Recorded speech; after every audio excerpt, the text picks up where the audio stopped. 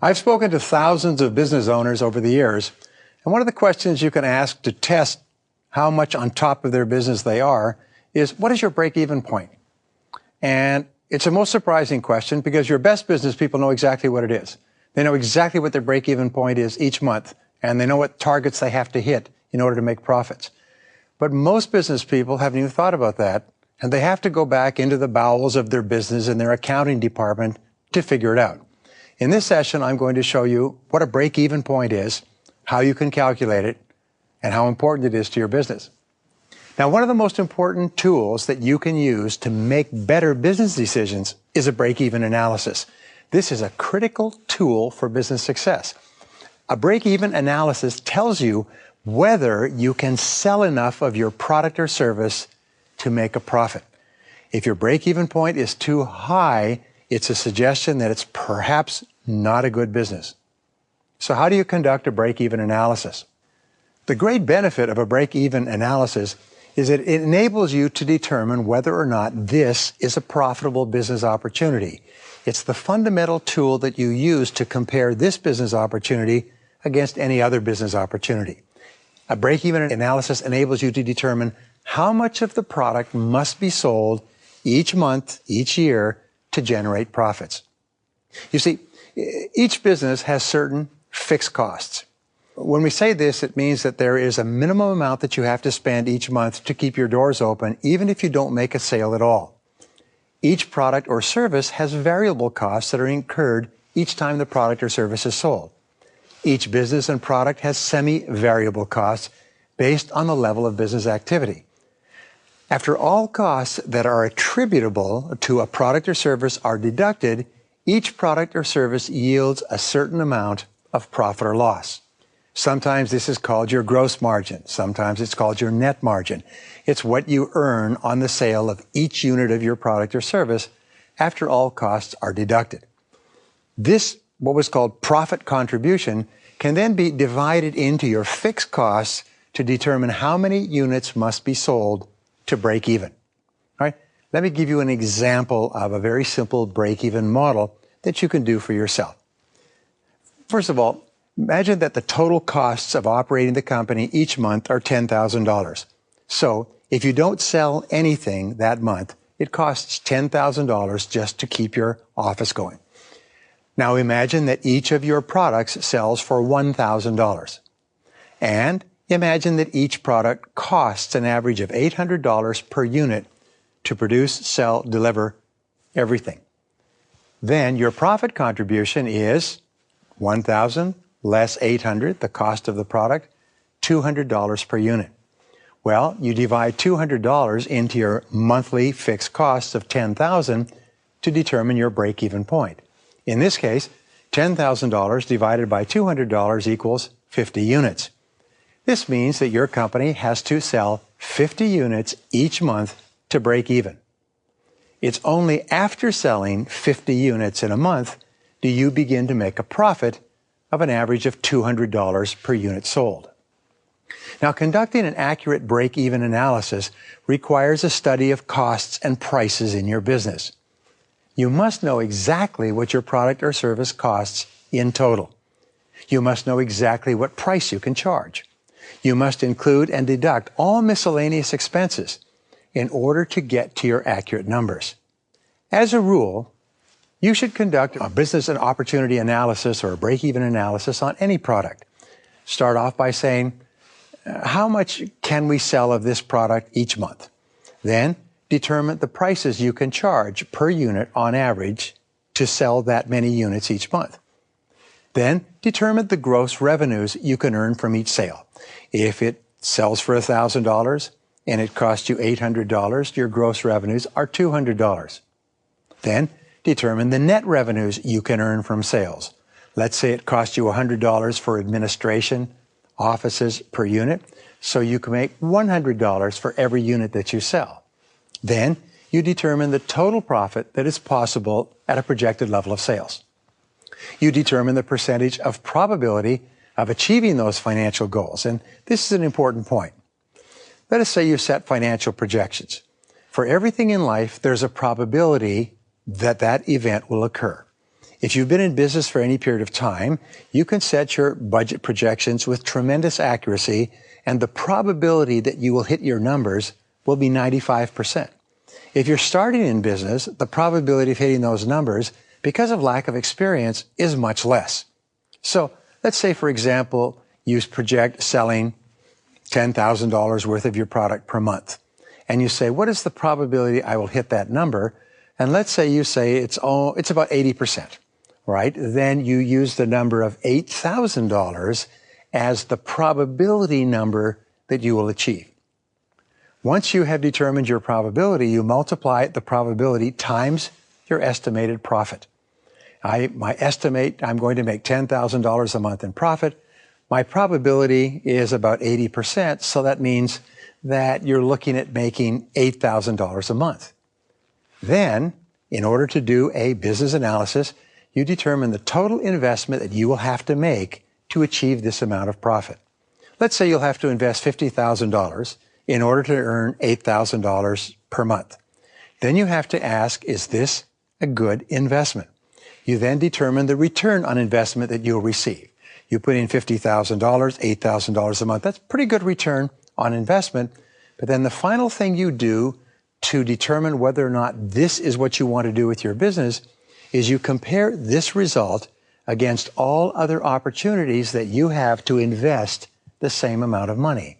And you always invest your time and money producing and selling a product or service that, based on everything you know, will give you the highest return of investment on time, energy, emotion, hard work, finances, and so on.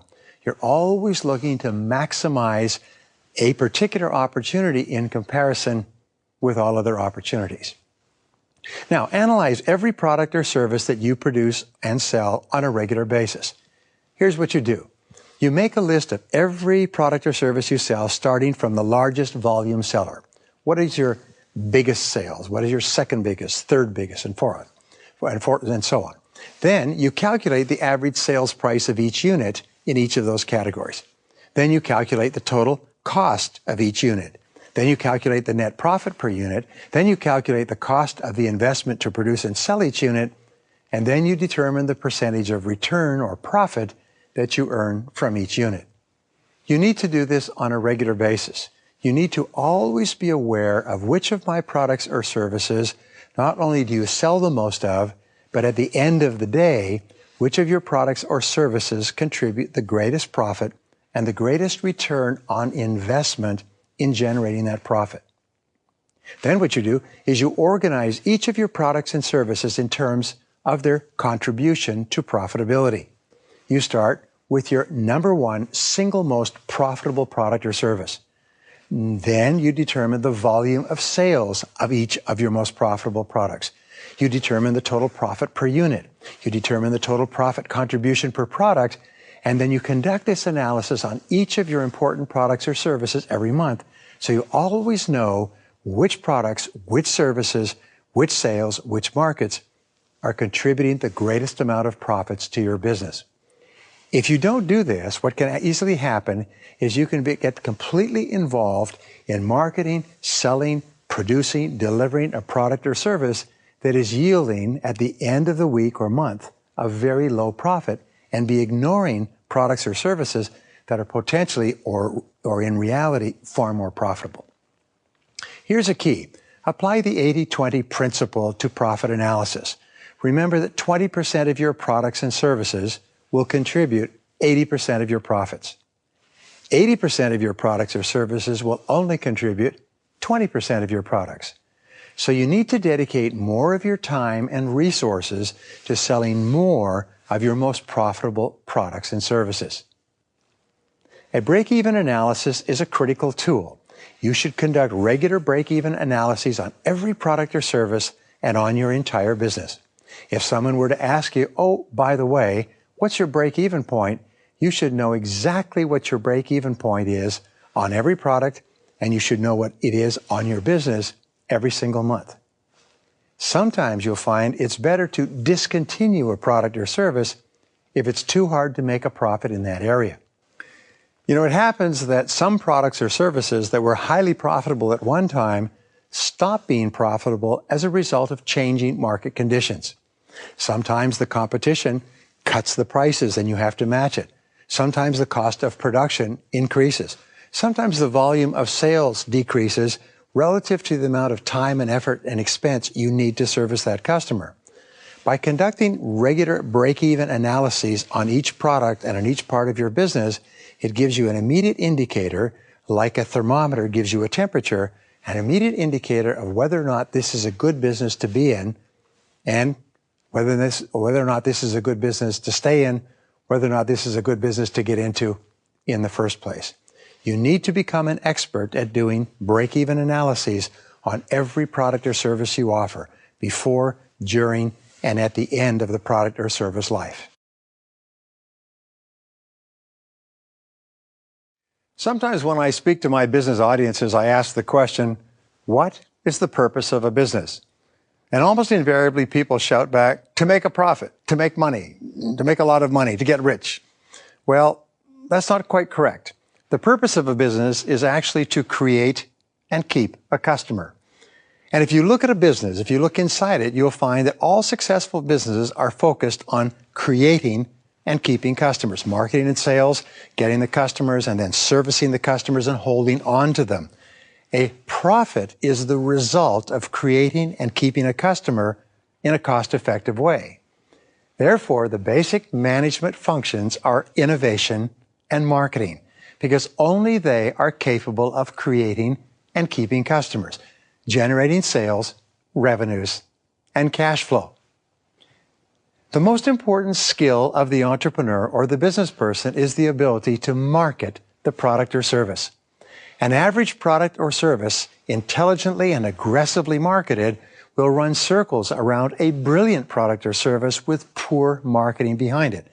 Unfortunately, most entrepreneurs and business people have never been trained in marketing. But fortunately, marketing skills can be learned, and that's what we'll talk about in the next few minutes. Now, the key to marketing the product is this, marketing is the process of determining what is to be produced and sold.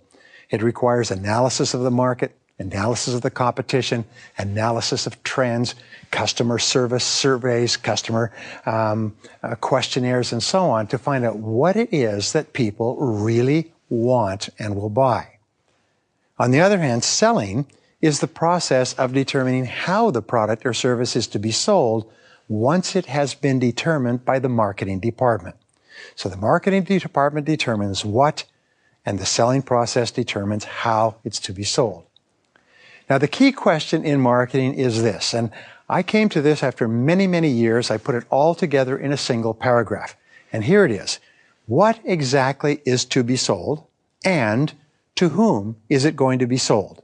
Those are the first two questions. What is the product and who is the customer? The third part of it is, and by whom is it going to be sold? In other words, who's going to actually do the selling and get the money? And the next part of the question is, how is it going to be bought and paid for? In other words, what is the sales process? And how is the product or service going to be produced, delivered, and serviced? So let me repeat that one more time. This is the key question, and it's this, is what exactly is to be sold, and to whom is it going to be sold, and by whom is it going to be sold, and how is it going to be sold and paid for, and how is the product or service going to be produced, delivered, and serviced? You have to ask these questions over and over again, because our discovery is this: inaccurate answers to any one of these questions can lead to business failure. For example, you could have the question wrong, who is going to sell it? If you don't know who is going to sell it, or how is it going to be sold, or how is it going to be produced or delivered, or exactly to whom is it going to be sold and at what price? If you don't have the exact correct answers to these, what happens is you'll go off in the wrong track, and you can often lead to the failure of the business. But if all these questions are answered correctly, and they need to be revisited over and over again, you can make a very successful business. Well, here's a rule. The product or service must be well suited to the current market. It must be priced appropriately and aggressively marketed and sold. Let me repeat that. The product or service must be well suited to the current market. How can you tell? Because people want it and are buying it. It must be priced appropriately relative to competition and relative to what you've got contained in the product or service, and it must be aggressively marketed and sold. You have to always be thinking of ways to get more of your product or service to your customers in a competitive market. First rule of marketing is that the customer is always right. The second rule, by the way, is when in doubt, refer back to the first rule. In our marketplace, the customer is everything. The customer is the central focus of all marketing efforts, all business efforts. You can always tell a good company because they are obsessed with customer service. They think about their customers, talk about their customers, discuss their customers. They think about their customers all the time. Well, unsuccessful products that are not selling must be either improved or removed from the market. Now remember this, 80% of all the products and services that will be in use 5 years from now have not been invented. 80% of the products in common use today will no longer be on the market 5 years from now.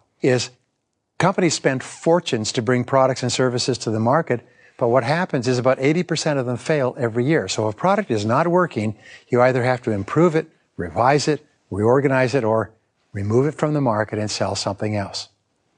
Remember, it is not what a company produces, but what customers want that determines marketing demand. It's not from the inside. As Peter Drucker says, there are no profits inside a business. All profits come from creating and keeping customers and satisfying those customers so that they buy more and talk to their friends about what you sell. Now, a new product or service must be better in at least 3 ways to break into the market. First of all, the product must be clearly superior in some way. The product has to be better than any other product out there in some way. For example, the product can be cheaper, the same level of quality at a lower price. This is one of the reasons why products from Asia are becoming so popular. They're as high a quality as anything else that has been offered, especially from Europe or other manufacturers, but they're much cheaper because of their cost of production and labor. Or the product can be easier to use. Making a product so it's much easier to use, much more convenient, can make it more valuable and help you break into the market. The product can be more convenient to buy. By making the product easier to acquire, you can make your product attractive enough to break into the market. For example, making your product available like Amazon, perfect example. If you want to buy a book, you can go to Amazon. It's delivered to your house in 3 days. You never have to leave your home. You can see a mention of a book or hear about a book. You can buy it with 2 clicks, which is a critical thing. Click onto Amazon and 1-click buying. So they made it so easy to buy millions of products that they've been able to create $1 billion business. Another way is the product can be more attractive. It can just be more beautiful to use. Luggage, cosmetics, fashion, cars, home, furniture. Just if it's more beautiful to use, that can help you to break into the market. The product can offer additional features or benefits. For instance, a very simple camera can be upgraded and improved. So now you can get a digital camera that can shoot movies, that can take photographs, that can send them and put them onto the internet. You can get cell phones that can do remarkable things. With these additional features and benefits, they sell tens of billions of dollars worth each year in a market that did not even exist a few years ago. Another example is the product can be of a higher quality at the same price. Many manufacturers are finding ways to build quality into their products, keeping the price the same, but selling vastly more of the product because people will pay more or buy more often a product or service that is higher quality. The product can satisfy the customer's deepest needs better. It can satisfy their emotional needs. So you have to look at all the different ways, and you must find at least 3 ways that your product or service is superior if you want to break into a competitive market. Now, there are 4 keys to strategic marketing. These have not changed in all of history, and you need to keep coming back to them over and over again. The first is specialization. In specialization, the company specializes in providing a clear benefit to a particular customer. Only huge companies can offer a lot of different products and services. But companies, small and medium-sized companies, have to specialize. They have to specialize so that when people think about your company, they think about your area of specialization. I'll give you an example. There are some restaurant chains that specialize in steak. When you think of their name, you think of steak. Some specialize in seafood. When you think of the name of that restaurant, you think about seafood. It doesn't mean that they don't offer other dishes, but they specialize in a particular highly popular dish. Now, there's several ways you can specialize. You can specialize in a particular market. For example, you can specialize in the California market. You can specialize in the homeowners market. You can specialize in the doctor's market. I had a very good client once that specialized in law offices. All they did was sell to law offices, and they eventually built the largest company in the country, a billion-dollar business, selling products and services just to law offices. Right? A second way that you can specialize is you can specialize providing a particular benefit. Many insurance companies do this. HMOs do this. It can be a medical service of some kind, but it's a specific benefit that you specialize in, and then that's all that you do. And you don't digress from your area of specialization. Sometimes your company can specialize in providing a particular service. For example, there are companies that do carpet cleaning, window cleaning, drape cleaning. They specialize just in that service, and they concentrate on getting better and better in a specific area. Some companies specialize in cleaning and detailing cars. Other companies specialize in interior renovations. But they don't try to be all things to all people. They specialize in a particular service. Another area that you can specialize in is in a particular technology. Microsoft, for example, specializes in personal computer technology. Intel specializes in chips, in technology. So you can specialize in a particular technology, and that determines your whole business. Sometimes the company can specialize in servicing a specific type of customer. Some people service teenagers and focus on teenagers. Some focus on senior citizens. Some focus on doctors. Some focus on lawyers. So you can take a specific type of customer and specialize in that customer. And finally, you can specialize in a particular location or area. Many companies will decide to specialize just in a small community. They will focus just on becoming the very best known for their specialty in that particular location or area. What are your areas of specialization? How would your customers and colleagues describe you in terms of what area do you specialize in your business? Now, the second part of marketing, which is my favorite part, is differentiation. There's a book by Rees and Trout called Differentiate or Die. And what it basically says is that all marketing is differentiating yourself from your competitors. It is the key to success in business. It means you have to set yourself aside and apart in a special way from everyone else who competes with you in your business. We talk about this over and over again. It's called your competitive advantage. And the question is, what is your competitive advantage? What do you have in your business that makes your offerings superior to any of your competitors? What is your competitive advantage today? What will your competitive advantage be tomorrow, the way market trends are going? What should your competitive advantage be if you wanted to be the best in your business? What could your competitive advantage be if you were to upgrade the quality of your products or services? But the rule is, if you don't have competitive advantage, you've got to develop one. If you can't develop one and be superior to your competitors, you should abandon the market and get into the area where you can be excellent. And this brings us to the second part of differentiation, is your area of excellence. You have to be excellent, superior to your competition in one or more ways, and you must be crystal clear what they are.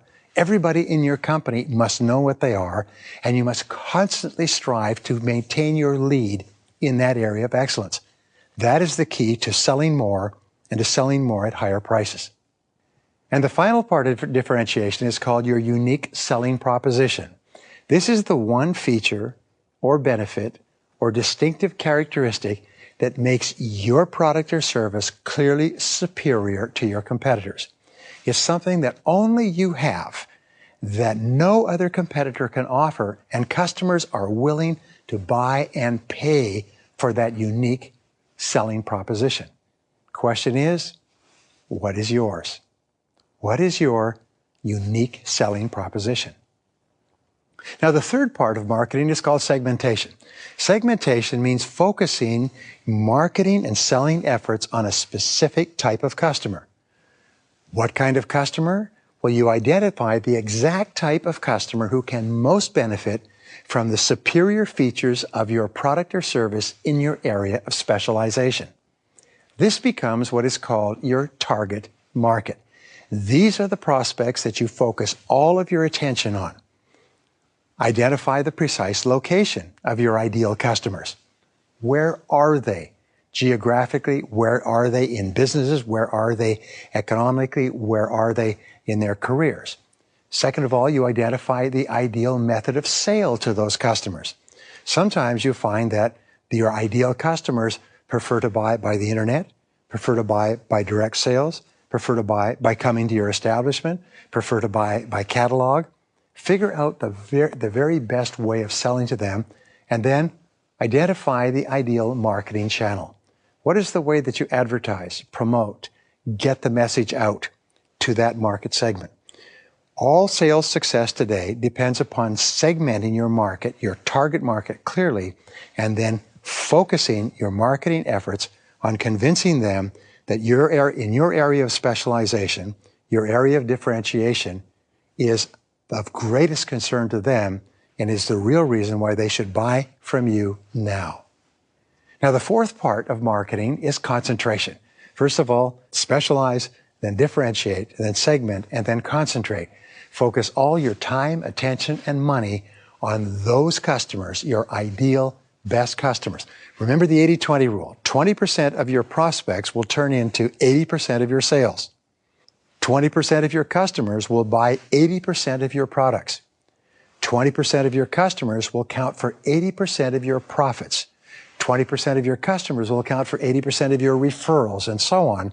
Your job is to keep thinking who are or who could be your top 20% of prospects and customers. Once you've determined who they are, concentrate your best people and resources on selling your most profitable products and services to your best customers. One of the key questions in marketing today is, who are my most profitable customers? And how could you organize and reorganize your activities so you're selling more and more of your best products and services to your best and most profitable customers? All advertising and promotion must be focused and concentrated on the customers that can make the greatest contribution to your business. You know, they say there's two types of customers. They're the ones that know you, like you, have bought from you in the past, and will buy from you again if you ask them. And then there are those who have never heard of you before. And what is it that most companies do? Is they advertise and promote to customers who have never heard of them before, rather than concentrating on their very best potential customers of today and tomorrow. Now, the ability of the entrepreneur, your ability to continually innovate and create better, faster, cheaper ways to service your customers is essential. Remember, continuous and never-ending improvement. Always looking for better ways. So, continually seek out or develop new products and services for your highest profit customers. Listen to their questions, especially listen to your customers' complaints. Do you guys offer this? Why don't you offer that? I wish somebody offered this. Very often, the very best ideas for new products and services will come from listening to your best customers. Continually seek to improve your existing products and services. Never become complacent. Always be looking for ways to make them better. Like cars try to make every model year superior to the previous model year. Every year, your products or services should be superior to what you offered last year. And finally, continually seek out better ways to market, sell, promote, and distribute. Never become complacent with your ways of doing it. Now, you need to continually identify customers who are not yet being served by you. Here's one of the greatest discoveries in marketing. Your non-customer is your biggest potential market. No matter how many people are using a product or service, the number of people who are not using it are usually greater than all of those put together. So, keep thinking, who are my non-customers and why aren't they buying from you? Ask yourself, what additional customers exist for your products and services today? Where are there additional customers who could really benefit from what you sell who are not currently using it? Ask, what additional products and services could you develop for your existing customers? Remember, innovation and entrepreneurship, finding new products and services, it must be a continual and ongoing part of your business. And finally, could you improve your existing products and services in some way? How could you make them better so that they will be more attractive to more of your current customers and more of your prospective customers? To wrap up, marketing is the process of continually seeking out new and better ways to create and keep customers. Profitability in your business is the result of finding and serving customers with more and more of what they want. Your ability to do this is the key to your success. Here's the rule. Nothing happens until a sale takes place in business. Your ability to sell your product or services to your customer determines your profits or losses, success or failure in business. Now, when I started off my selling career, I had no experience at all. I got the 3-part sales training program. Here's your cards, here's your brochures, there's the door. And I was told, you have the gift of the gab, so go out and talk to people and tell them about the product or service and tell them about, what you know, and they'll buy it. Well, I did that, and I made hundreds of calls and no sales. I would say whatever fell out of my mouth. And then I began getting advice from experts, and what I found is that the sales process, to be effective, must be planned and organized in detail from start to finish. And this changed my sales career. Making a sale is very much like cooking with a recipe. You must use the correct ingredients, and you have to blend them in the correct quantity with the right timing. Successful companies are those that have developed a proven sales process that can be duplicated over and over again like a recipe. I've worked with companies that have developed sales processes that are so effective that they can take people who have never sold anything in their lives, bring them in, and in several weeks grill them and take them through the process, and they can go out and sell millions of dollars worth of products. I work with people that have a closing rate of 9 out of 10 with qualified prospects because their methodologies are just so well developed. And in the time that we have together in the next little while, I'm going to give you the 7 steps to successful selling in order. They're like dialing the 7 digits of a telephone number. If you dial them in the correct order, you always get through.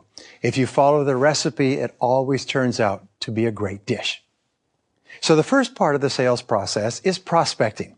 This is lead acquisition. This is finding people who are the kind of people who can and will buy your product or service. So prospecting means speaking directly or by telephone to people who can and will buy and pay within a reasonable period of time. Now you start off with your ideal customer profile. The starting point of prospecting is to think, who are the right people to talk to in the first place? First question is, who is your customer exactly? What is his or her age, occupation, education, income? Second question is, who is your customer exactly in terms of their problems, their wants, their needs, their attitudes, and their experiences? In other words, what's going on inside the mind of your ideal prospect? And finally, if you could run an advertisement for perfect customers, ideal prospects, how would you describe them? If someone were to say to you, describe the kind of person who would buy from you the fastest and easiest, how would you describe your perfect customer? And those are the customers that you start looking for in your marketplace. Now, marketing and advertising is aimed at telling the ideal prospect that your product or service will help them. It'll solve their problems. It will help them avoid their problems, achieve their goals. That's the purpose of marketing and advertising. The ideal prospect has an immediate need for what you sell. In other words, they have the need now. If you're traveling past the golden arches, and you see the golden arches, you turn in because you're hungry now. If you need gasoline, it's because your tank is empty now. If you need a cell phone, it's because you need a cell phone now. So the perfect prospect for you is someone who needs what you're selling immediately. The second quality of an ideal prospect is that they are someone who knows you, who likes you or has heard of you, and respects your business and respects your products and services. When you meet them, you say, I'm Brian Tracy from ABC Company. They say, oh, that's a good company. I know that company. You guys have a great reputation. In other words, this is a good prospect. They like you and respect you. A third quality of an ideal prospect is that they are someone who can and will buy and pay for your product if he or she likes it. When I was a young salesperson, I used to waste a lot of time talking to people who didn't have any money or didn't have any interest. And then I finally realized that this is not a good prospect. A good prospect is someone that can actually buy your product if they like what you're talking about. It's not someone who just will listen to you talk. So the key is to plan the exact words that you're going to use in your prospecting activities. I used to just phone up or knock on doors, offices, or homes and say whatever fell out of my mouth. But what you have to do is you have to develop a method. And what I found is this, especially in telephone prospecting. Phone the person, introduce yourself. Hello, this is Brian Tracy. Ask a question aimed at the result or benefit of what you sell. In other words, you talk about the result or benefit, not the product. I used to call people and I would say, could I speak to somebody about sales training? And they'd say, I'm not interested. And so I finally changed it and I said, could I speak to the person in charge of increasing sales in your business? And I got right through. And then instead of saying, are you interested in sales training? I would say, would you be interested in a way to increase your sales by 20 to 30% over the next 6 to 12 months? And they say, of course. So I used to get all the appointments that I wanted to. Here's an example you could use. You could say, hello, I'm John Jones of ABC Company. Would you be interested in a way to cut your costs of shipping by 20 to 30%? If you're speaking to the right person, that will immediately trigger the answer, of course. What is it? And give you the opportunity to set up an appointment. Now, here's an important point. When you are prospecting on the phone or in person, you're only selling the appointment. You're only selling the idea of getting 10 minutes with the prospect. You don't talk about the product or service itself. You only sell 10 minutes, an opportunity to meet face to face. Very, very important. The second part of selling is, in the 7-part, 7-digit method, is establishing rapport and trust. The prospect will not listen to you or buy from you until and unless he or she likes you and believes that you are honest. So, in establishing rapport and trust, and we call this relationship selling, be friendly, be straightforward, and believable. And another thing is be punctual, be prepared, be properly dressed. Look like a sales professional. Ask questions and listen carefully to the answers. Many people think that salespeople are just going to talk all the time. Instead, ask questions about what they're doing. I'll give you some examples in a second, and then listen really carefully to the answers. Above all, in establishing rapport and trust, make no attempt to sell until the prospect is relaxed and comfortable with you. If you try to sell too soon, you'll destroy any possibilities of making a sale. The third part of selling is identifying needs. Now, this is an interesting discovery, is most people don't know that they have a need that your product or service can satisfy when they first meet with you. Identifying needs is the hinge upon which swings the sale. It's only when the customer realizes they have a need that you can help them with that they start to become interested. So what you do is you ask carefully planned and structured questions so that you fully understand the customer situation. Let me repeat that. You ask carefully planned and structured questions. You don't say whatever falls out of your mouth. Your questions are organized from the general to the particular, step by step. For example, you could ask, what are you doing now in this area? Remember, you can't help them improve their situation unless you know what their current situation is. You can ask, how is that working for you? In other words, are they happy with their existing situation? Is there something that they would like more of or less of that you can help them with? You can ask, What are your plans for the future in this area? And this helps them to think about how they can improve their situation down the road. Another question you could ask to identify needs is, if your situation was perfect in every way, what would it look like? If this product or service, how would it be different from today? If you can get your customers thinking that your product or service is the way that they can achieve more of what they want, they become more interested in what you're selling. And the fifth question you can ask is, what would you have to be convinced of to buy our product or service, to go ahead with my offering? What would you have to be convinced of? And what you're searching for is what is called the hot button or the key benefit. The one thing that they need to be convinced of before they would buy from you. And there's always one thing. Now, we know there's a direct relationship between asking questions and sales success. The more questions you ask, the more likely it is you will be successful in selling. So plan your questions word for word in advance. One of the things we have found is that just rewriting your questions, like rewriting the word of a play or a poem, can dramatically change their impact. So plan your questions in advance and rehearse them. Write them down so that you are not caught off guard. Make no effort to sell or talk about your product, at least initially. When you are with the client originally, see yourself sort of like a doctor of selling, doing an examination before you give a diagnosis. Don't try to sell, just try to understand. You know, as Stephen Covey said, seek first to understand, then to be understood. You build tremendous credibility, rapport, and trust by focusing on understanding the customer's situation before you ever talk about your product or service. And then finally, once you've asked these questions, feed it back in your own words. Repeat and reaffirm to the customer that you're clear about his wants and needs.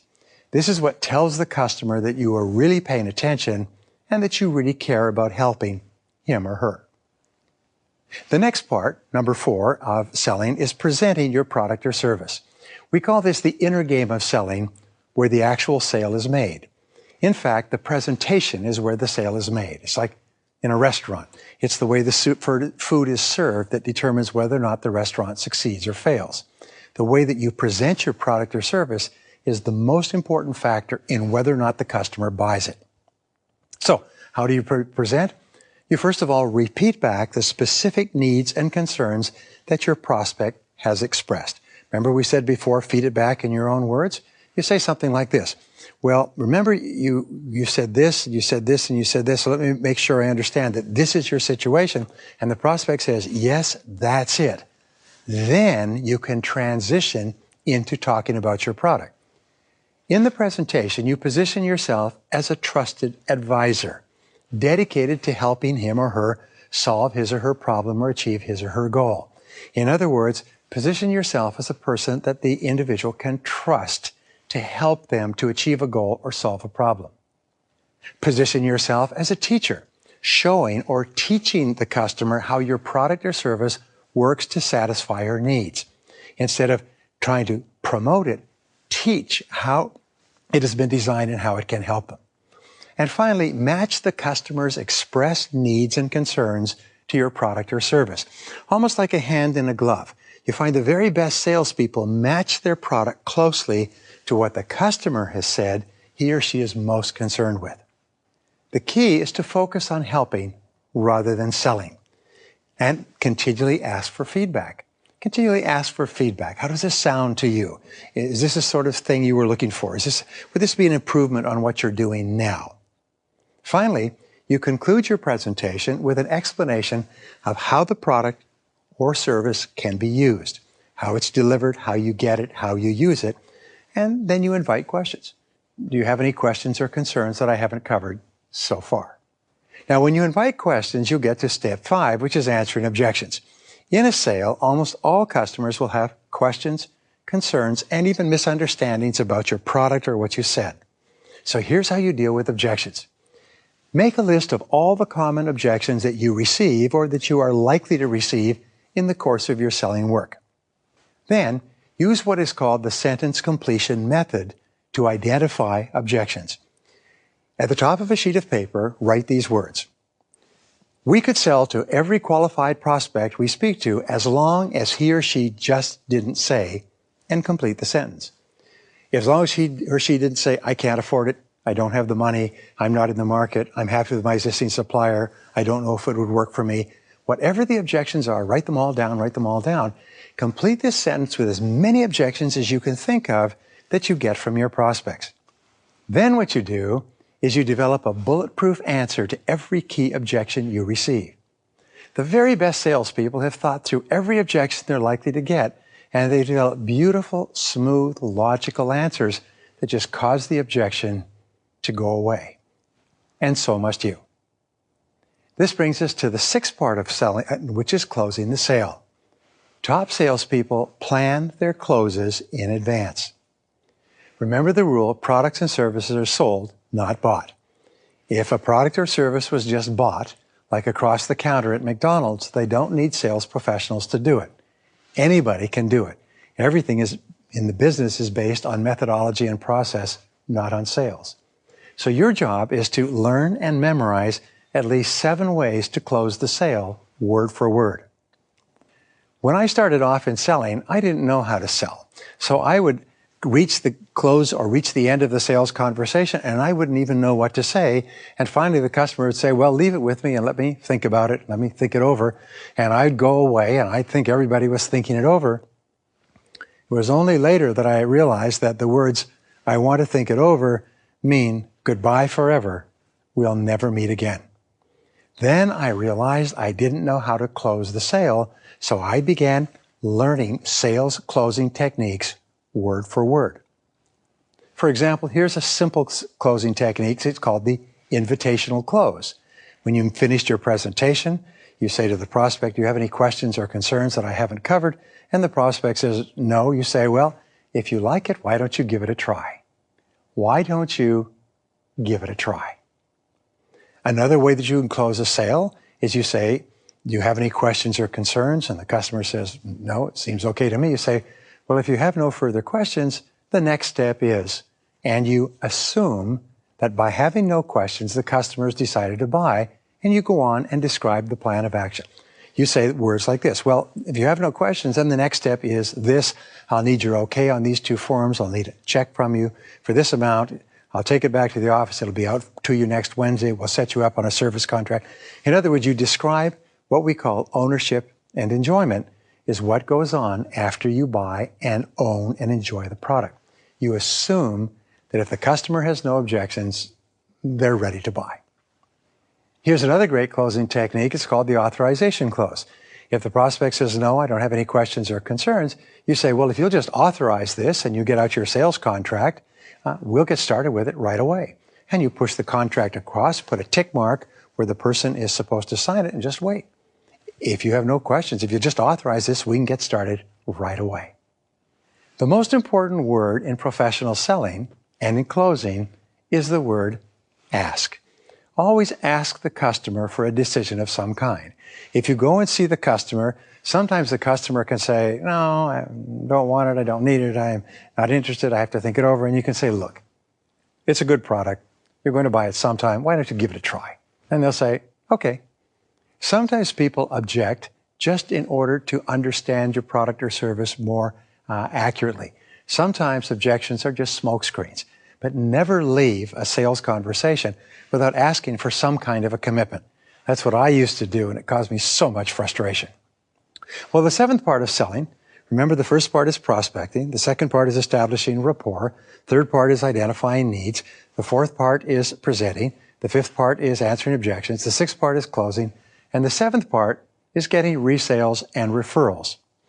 All successful business is based on satisfying customers who then buy again. Getting resales and referrals is the key to your future as an individual and as a business owner. So here's the rule. Treat every prospect, even before the prospect buys the first time, as though he or she was a long-term, multi-year customer. In other words, think about the 2nd or 3rd sale before you've even made the first sale. And treat this customer as though they're a long-term customer and very valuable and important to you. The 2nd key in getting resales and referrals is give prompt, punctual, polite service at the time of the sale and ever afterwards. Make people feel important. Make them feel confident in having bought from you so they feel like buying from you again. Now, once you've sold to them, ask for testimonials from satisfied customers. Ask for people to write you a testimonial saying how happy they are with the product or service and the way you treated them. Ask for referrals from satisfied customers, and even ask for referrals from prospects who like your product but don't buy at all.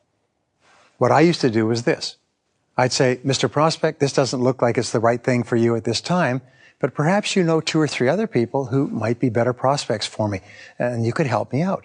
And very often prospects will say, well, yes, I know a couple of people who might like it, even though it's not for me at this time. And you could go in with a referral, and you can piggyback on the credibility of the person who sent you. A referral is 15 times easier to make a sale to than a cold call starting from nothing. Last couple of points, by the way, with regard to referrals, is once you get a referral, report back to the person who gave you the referral and tell them what happened. I spoke to your friend or your associate and he said this or she said that. Tell them what happened. People are fascinated to know what happened when they gave you a name. Also, what we do is when we get a referral, we send a thank you note or a gift to someone who sends you a customer or a referral that turns into a customer. If you send a thank you note or a gift, then you call them up. Later on, you say, would you happen to know anyone else? And surprise, surprise, they know someone else. And sometimes people will give you what is called a golden chain of referrals. Well, the rule in selling is leave nothing to chance. Write out a complete sales script and have each salesperson memorize it word for word. Planned, rehearsed sales scripts generate 3 times the number of sales as unplanned dialogue. I used to think that I just wanted to be spontaneous in selling. What I found is being spontaneous in selling would be like a person singing a song differently every time. It would always come out badly. Continually rewrite and improve each part of the sales conversation. Remember, 95% of all sales conversations can be improved in some way. Determine the weakest part of the 7-step sales process for yourself and your business and focusing on improving that area first. This will give you the greatest improvement or increase in sales of anything else you can do is work on the part that's holding you back. Finally, never stop improving. Remember the process of continuous and never-ending improvement. Never stop improving the sales process. It can make you rich. Your sales process methodology is the engine that drives your business. So insist that every salesperson, including yourself, memorize it and role play it in the office before meeting with a customer. You can often increase your sales 5 and 10 times by professionalizing and practicing your sales methods. So get on with it and never stop. It was once said that if you build a better mousetrap, the world will beat a path to your door. Many people in business think if they have a really good product or service, everybody will soon know about it and talk about it and customers will come to you. Well, we know from experience that that's not true. I want to talk to you now about advertising because the ability to develop an effective advertising campaign can determine your success or failure in business. It is a critical skill, and fortunately, it's a skill you can learn. Now, the purpose of advertising is to tell customers the specific benefits they will enjoy from your product and how to get it. In fact, advertising is a form of information sharing. It's a form of telling your market, telling your selected customers what it is that you offer that can improve their lives and where and how they can get it. That's all advertising is. So how do you advertise your product? Well, start by developing an advertising mindset. Realize that everything you do is advertising. Every contact with your customer is an advertisement of some kind. Sometimes we talk about the science of suggestology, which is the power of suggestion on people's minds. One of the things we found that every visual contact, auditory, kinesthetic, every contact that people have has some kind of an impression on them. Every contact they have with you and your business leaves an impression that predisposes them to buy or not. So therefore, you have to plan every message and exposure to customers to increase sales. You should always ask this, does it help?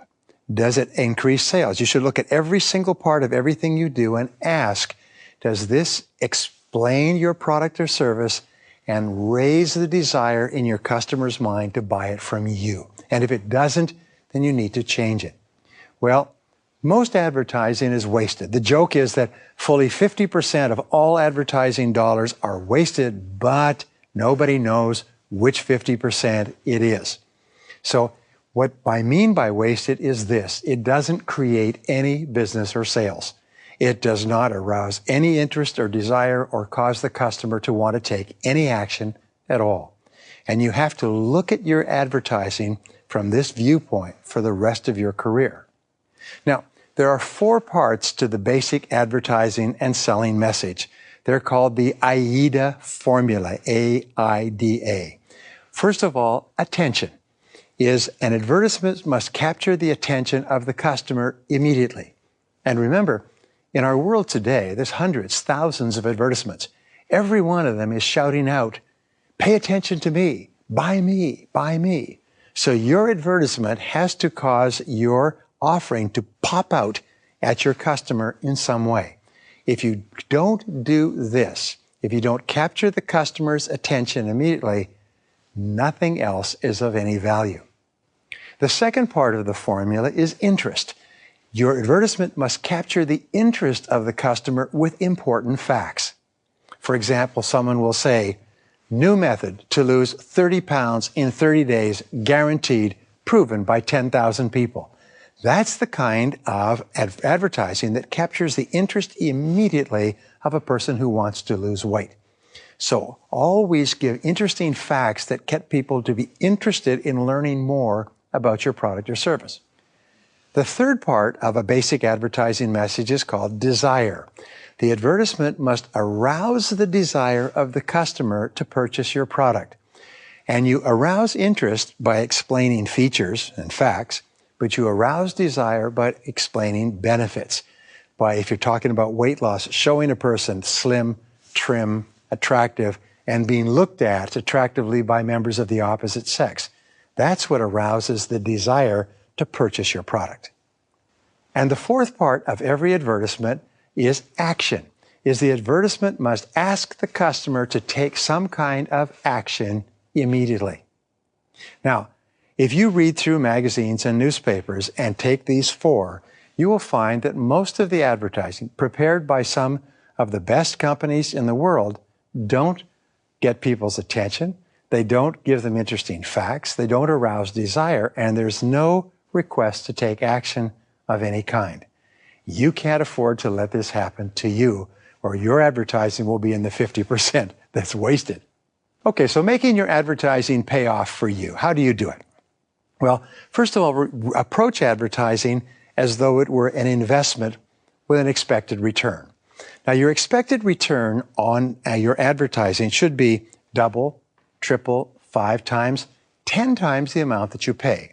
So if you spend $1,000 on an ad, you should be expecting to get $5,000 or $10,000 in sales back from that advertising. One of the most important skills you develop is what is called the skill of customer acquisition.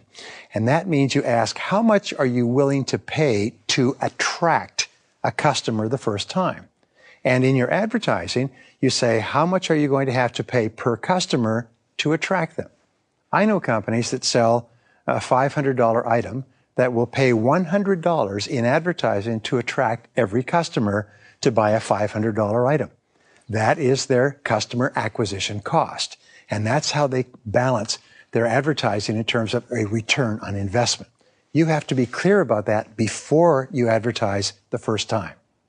Now, before you advertise again, determine how much you can afford to lose. Remember, much advertising, sometimes most advertising, does not just yield a low benefit, it yields no benefit at all. Some direct mailing yields no benefit. Some advertising in television, newspaper, radio yields no benefit. So before you advertise, imagine that this is almost like gambling money. You're going to put it down and see what happens, but you only advertise the amount you can afford to lose, just in case you get no response. I've worked with companies over the years, by the way, who invested all the money they had. Think of the dot-com companies that paid millions and millions of dollars to advertise in the Super Bowl. Every one of them was bankrupt within a few months. They put all their money out there, and it never occurred to them that they may get no results at all, which unfortunately is what happened. Don't let this happen to you. When you think about advertising, determine your high, medium, and low likely rates of return. In other words, if you spend X number of dollars, what's your high goal, medium goal, low goal, and be prepared to make it a good investment on your lowest level of possible return. That's the way you think. Always pay cash for your advertising. Never advertise on credit. Many small businesses and even large businesses can get into serious trouble hoping to run an ad and then get the sales and take the money and pay for the ad afterwards. Always pay cash for the ad so that the money is gone before the ad appears. Here's a rule. If your advertising doesn't work, stop doing it. There's a rule that says creative advertising sells, period. In other words, if your advertising doesn't cause people to buy your product or service immediately, stop it immediately. People who sell advertising will tell you, oh, you have to advertise over and over again. Yes, but only if your first ad attracts some response. Then your second ad, if it's the right ad in the right place, will attract even more response. Then you can do it over and over again, but it has to work the first time or stop it quickly before it costs you too much. Advertising is an unavoidable cost of doing business. You have to do it, so therefore you have to do it intelligently. You have to do it thoughtfully. Now, a key to advertising, which I'll repeat later, is this. Test on a small scale and measure your response. Test and measure. Test and measure. Always test on a small scale before you spend it on a large scale. If you're thinking of advertising in a major newspaper, run an ad in a small neighborhood, inexpensive newspaper. If it doesn't draw in the small paper, it won't draw in the large paper. Now, credibility is the vital ingredient to assure success in the marketplace. Credibility means that people believe you. They believe that what you say is true. They believe that your product or service will do what you promise it will do.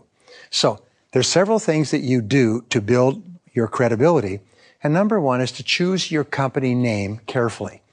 Company names, for example, named with initials. Small companies are almost always unsuccessful because nobody can identify with an initial. Even if you name your company after yourself, John Jones Janitorial Services, okay?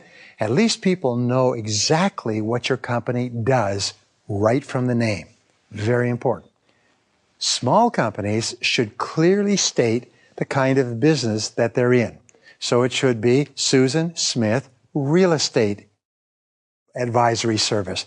It should be Harold Jones Insurance Services. In other words, your company name should make it clear the business that you're in. It's not an arty or tricky or secret way of advertising. Use the name of your company to promote your company as an advertisement the same way you would any other advertisement. Now, all printed materials that you put out should mention your products and services, the things that you sell. Whether it is a brochure or a letter or an envelope, whatever it happens to be, even a business card should name your products and services so people can buy your products and services from you if they're in the market. Again, you need to be very clear that everything you do is advertising in some way. It's an attempt to attract customers to you. Whenever possible, locate in a well-known building or on a well-known street. It's one of the secrets of business success is if people recognize that you're located on the main business street of your city, your credibility goes up. Your believability increases. Their tendency to buy from you goes up, as opposed to locating on a small side street or in a little village on the outskirts of town. it's an interesting point that people from the big city don't buy products and services from people who live in little towns, generally speaking. So always try to locate in the biggest city, try to locate in the best building, even if you just rent a broom closet, and try to locate on the best street. So the instant that people see where you are, they immediately believe that you're a more substantial company than you may be. And finally, remember, everything you produce should be selling in some way. Your labels should mention your products and services. Your packaging should mention your products and services. Your envelopes should mention your products and services. Your waiting room, everything you do should be selling in some way. I know people who even put advertisements for their business on the side of their cars. They get vanity license plates that tell their business, or a vanity license plate holder that tells their business, because they're constantly promoting in everything they do. Well, there are 4 ways for you to set your advertising budgets for your companies. And these are used by different companies at different times. First of all, most common is a percentage of sales. If you expect to sell $1,000 worth of your product, you could say, well, I'm going to spend $100 to generate $1,000 worth of sales. Or you can set a percentage of past sales. You could say, well, last year we spent $500 and we'll spend 10% of that for this year. So we'll spend $50 for the coming year. So you can be percentage of sales in the future or percentage of sales based on past experience. A third way that you can determine an advertising budget is you can say, I'm going to spend a fixed amount per unit that I intend to sell. Remember, this is what is called a customer acquisition cost. So you can say, well, I expect to sell 1,000 units. I'm willing to spend $10 to attract the sales of 1,000 units. So that's $10 times 1,000. Your advertising budget would be $10,000. And this leads us to the fourth way, which is you take a total percentage of the amount that you're going to spend and you divide it amongst all advertising media. This is an important point. Many people in business advertise because someone comes in and offers them a chance to advertise in a newspaper or magazine or radio or television. And so they say, well, how much is that? And they buy a certain number of placements. And then someone else comes in from a different media and they say, how much is that? And they buy there. But the way that you do it is you determine that in this year, if you sell $1 million of your product, you're going to spend $100,000 on advertising. And then that is your pie. And then whatever advertising opportunity comes in, you allocate from that amount until it's all gone. You try to spread it out over the course of the year. So you have a certain amount to spend each month, each 3 months, and so on. And then you make sure that all advertising is taken out of this particular piece of pie. So once it's exhausted, it's gone. Very, very intelligent way of advertising rather than just doing it when you get the opportunity.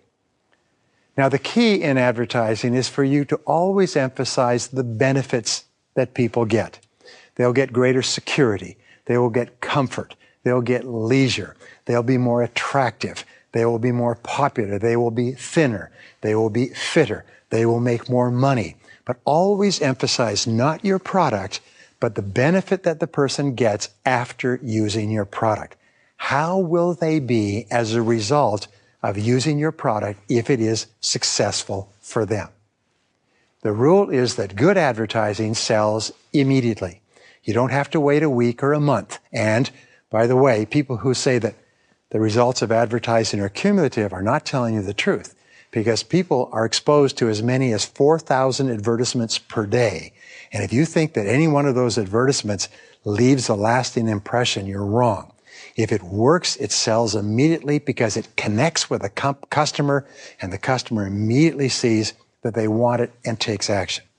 In your advertisement, always tell what your product does, not what your product is. Always address an existing need that your ideal customer has now, not a need they may have in the future. Study the benefits that your competition offers and the benefits that your competition emphasizes. One of the smartest ways to advertise is to look in the magazines, newspapers, radio stations that your competition is using repeatedly, because they will only use an advertising media repeatedly if it's working. Then what you do is you look at the offering that they make to attract customers and see if you can't improve upon it in some way. You don't have to reinvent the wheel. Just study and improve on your most successful competitors. Focus on one key central message as the primary benefit in every advertisement. Many companies make the mistake of listing many things that their product or service will do, but the best companies have a single central message, a single product with a special benefit, a single service with a key benefit. The rest may be written in the small print, but the advertisement is built around a single message. So you have to ask yourself, what does my customer need to be convinced of that he or she will get to buy from me? And whatever it is, you make that your central message in every advertisement. Now, each customer has a series of questions that must be answered in an advertisement and in your advertising methods. The first question is, why should I listen to you? In other words, you've got to get their attention quickly. You could say, worried about your bills? If a person has that need, they'll instantly be attracted to the ad. Then you can go on and talk about how you can help them consolidate their bills or something else. Another question is they want, who else has used your product or service? Thousands of people are using our services today with great satisfaction and recommending us to others. So those are the first two questions. Why should I listen to you? Give a central benefit. Or mention a key problem. Who else has used your product or service? Give neither names or numbers of people who are already using it. The third question that customers ask is, what exactly do I get? If I respond to your ad, what am I going to get as a result? And be clear about what they will get by responding. The fourth question they have is, how much do I have to pay? Wherever possible, give them an estimate, give them a range, give them a specific number. Because what customers look for is the offer and the price immediately.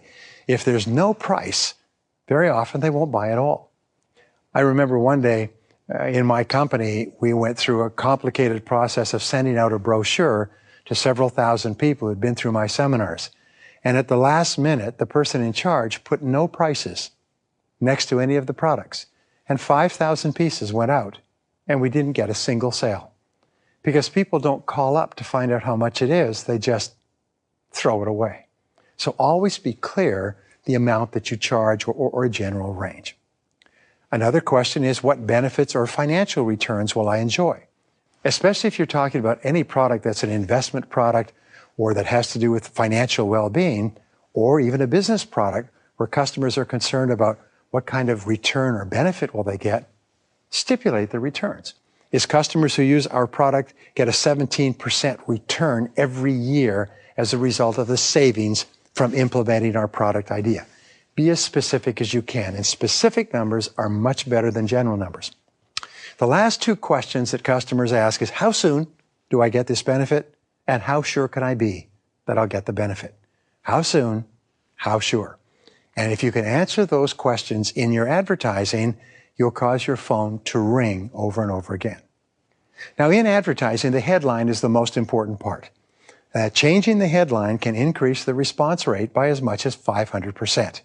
So commit 1/4 to 1/3 of your total advertisement in print to the headline. Keep experimenting with the headline to see if it increases your response rate.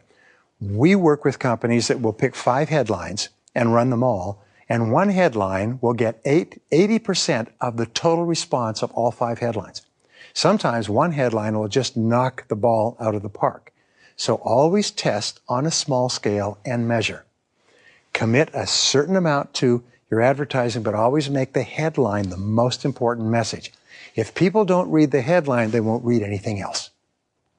Now, there's a proper sequence to advertising on radio and television, and it's simply this. Is first, describe the problem or pain.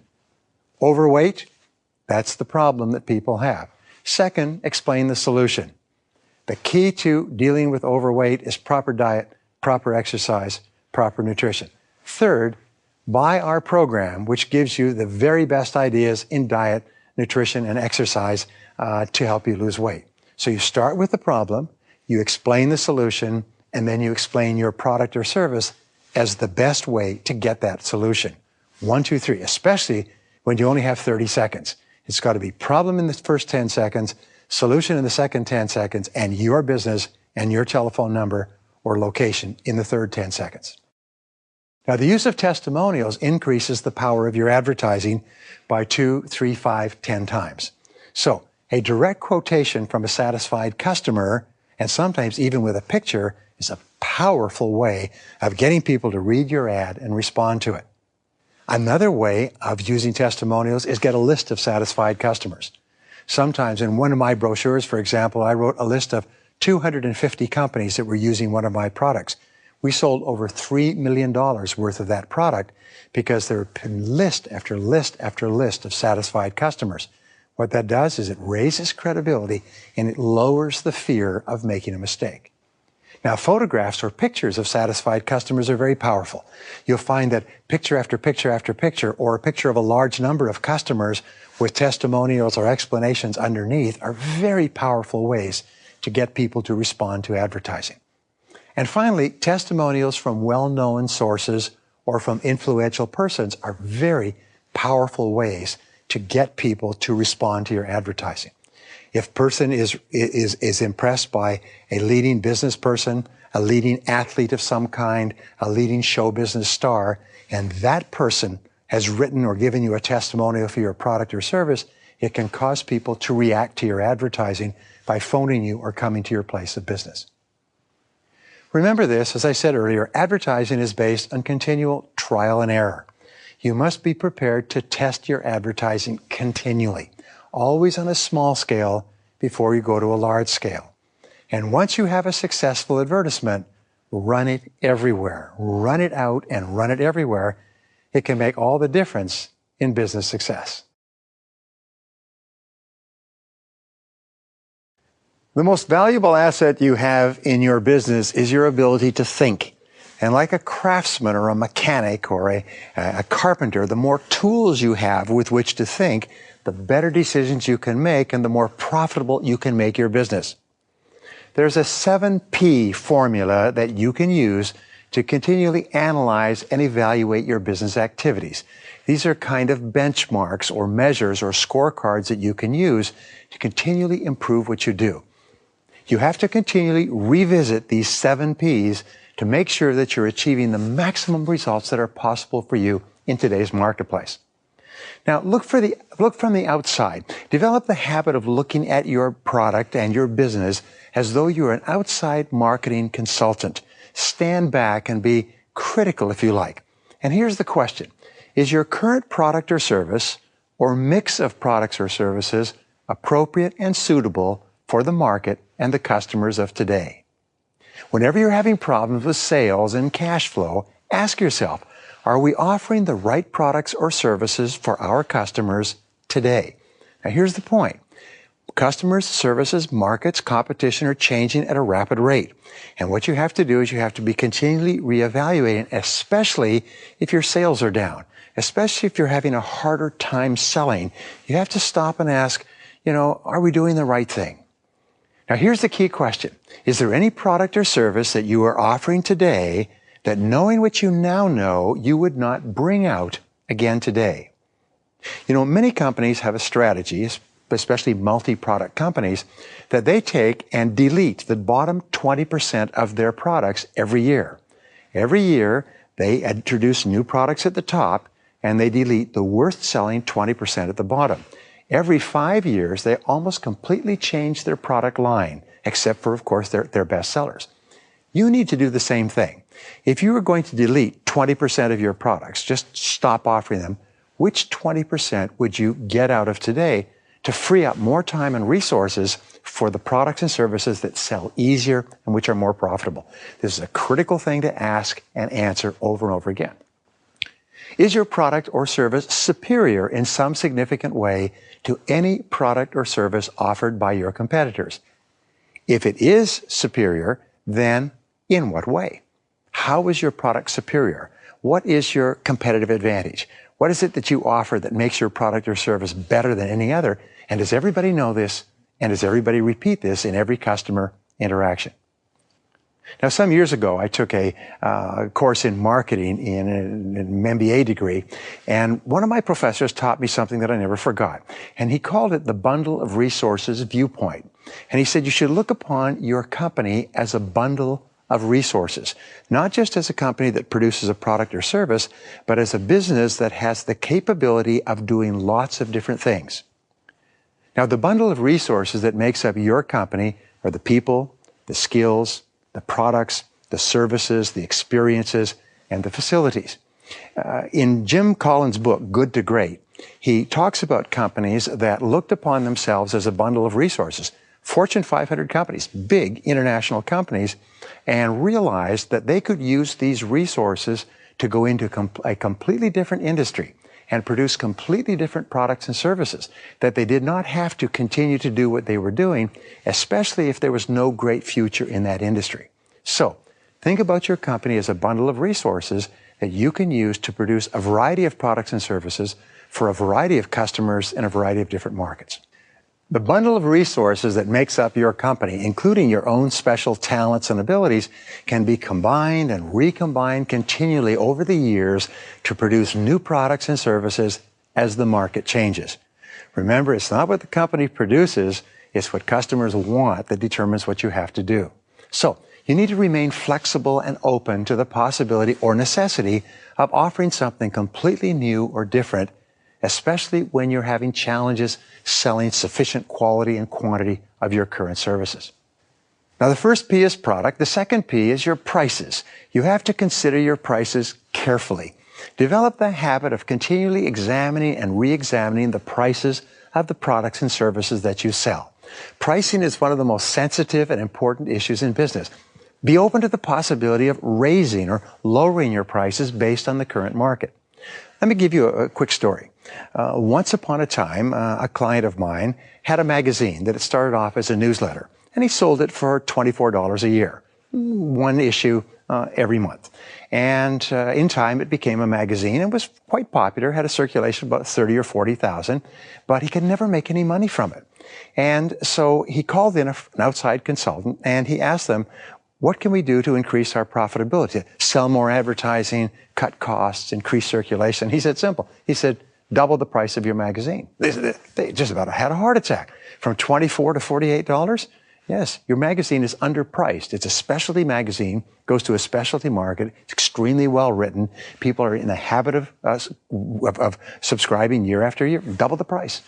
So took a deep breath and doubled the price. And as he expected, about 10% of subscribers quit their subscription. The other 90% resubscribed, and his business went from being in the red for years to suddenly being a profitable business. He got a house, a home, a car, a business, staff, offices, transformed his life because he had gotten into the idea that he had to sell his product at a low price in order to sell enough of it, and it wasn't true. So, occasionally, you will need to change your terms and conditions of sale. I've worked with people who have gone from selling for cash to selling with financing. I've even worked with companies that have arranged financing with banks for their customers, so instead of having to pay the full amount all at once, they could just simply pay a down payment and stretch it out over 12 or 24 months, and their sales went up 5 and 10 times with no loss of profitability. Sometimes you can combine your products and services together with special offers and special promotions. If they buy this, they get that included. And although the value seems far greater, the actual cost of adding the additional services is extremely low. So continually think about how you can make your prices more attractive, more convenient, easier for your customers to buy, easier for your customers to acquire and pay for. Very important. Now, the next P is promotion. We say proper promotion is the key to high sales. Develop the habit of thinking in terms of promoting your products and services all the time. Good entrepreneurs have a sales and marketing almost like a promotional instinct. Sometimes small changes in the way you promote and sell your products can lead to dramatic changes in your results. One of the things that I do is I continually study my competition. Also, continually study similar companies that offer similar products that don't compete with yours and find out what is working for them. Find out where they're getting the best results. And here's one of the rules. Wherever you see an advertisement being repeated, whether it's radio, television, newspaper, magazine, wherever you see it being repeated over and over again, it tells you that the advertisement is working, that the offer is connecting with customers. And how could you piggyback on successful methods of promotion that other companies or other products and services are using and apply them to your own business? Remember this, whatever method of marketing and sales you are using today will sooner or later stop working. Now, this seems to be a law of the marketplace. You could have a fabulous advertisement. It could draw you a lot of customers, but it will go through a cycle. It will peak, and it will then start to decline, and you must be ready with your new advertising methodology. As soon as you see it starting to decline and taper off, realize that this is an inevitable process, like fall turning into winter, and be ready with your next miracle. Think continually about developing new sales, marketing, and advertising methods and strategies. Constantly be replacing the old ones with new ones. Never allow yourself to be satisfied or complacent. And especially watch your competition. Watch what else is going on in the marketplace and be prepared to move quickly to maintain your level of sales and profitability. Now, here's a discovery with regard to promotion. Sales training can double your sales. And it's absolutely amazing when I speak with companies, they say, oh, our people are trained well, or we hire good salespeople. No, imagine if you bought a sports team, all right? You'd saved your money for years and you bought a sports team. And the first thing your general manager announced is, we're going to save money here by stopping all training until we start to win more games. Well, you say the person must be crazy. If you don't train your athletes, there's not a possibility of them winning in competition against well-trained competitors. It's the same thing in the business world. You cannot expect your salespeople to sell well unless they are continually trained and given the very best skills and abilities. So, ask yourself this question. How exactly is your product sold when your customers are face-to-face with your salespeople? What are the exact words that your salespeople use in a sales conversation? What is the exact sales process from beginning to end? Here's the point. The sales process has 7 parts, never changes.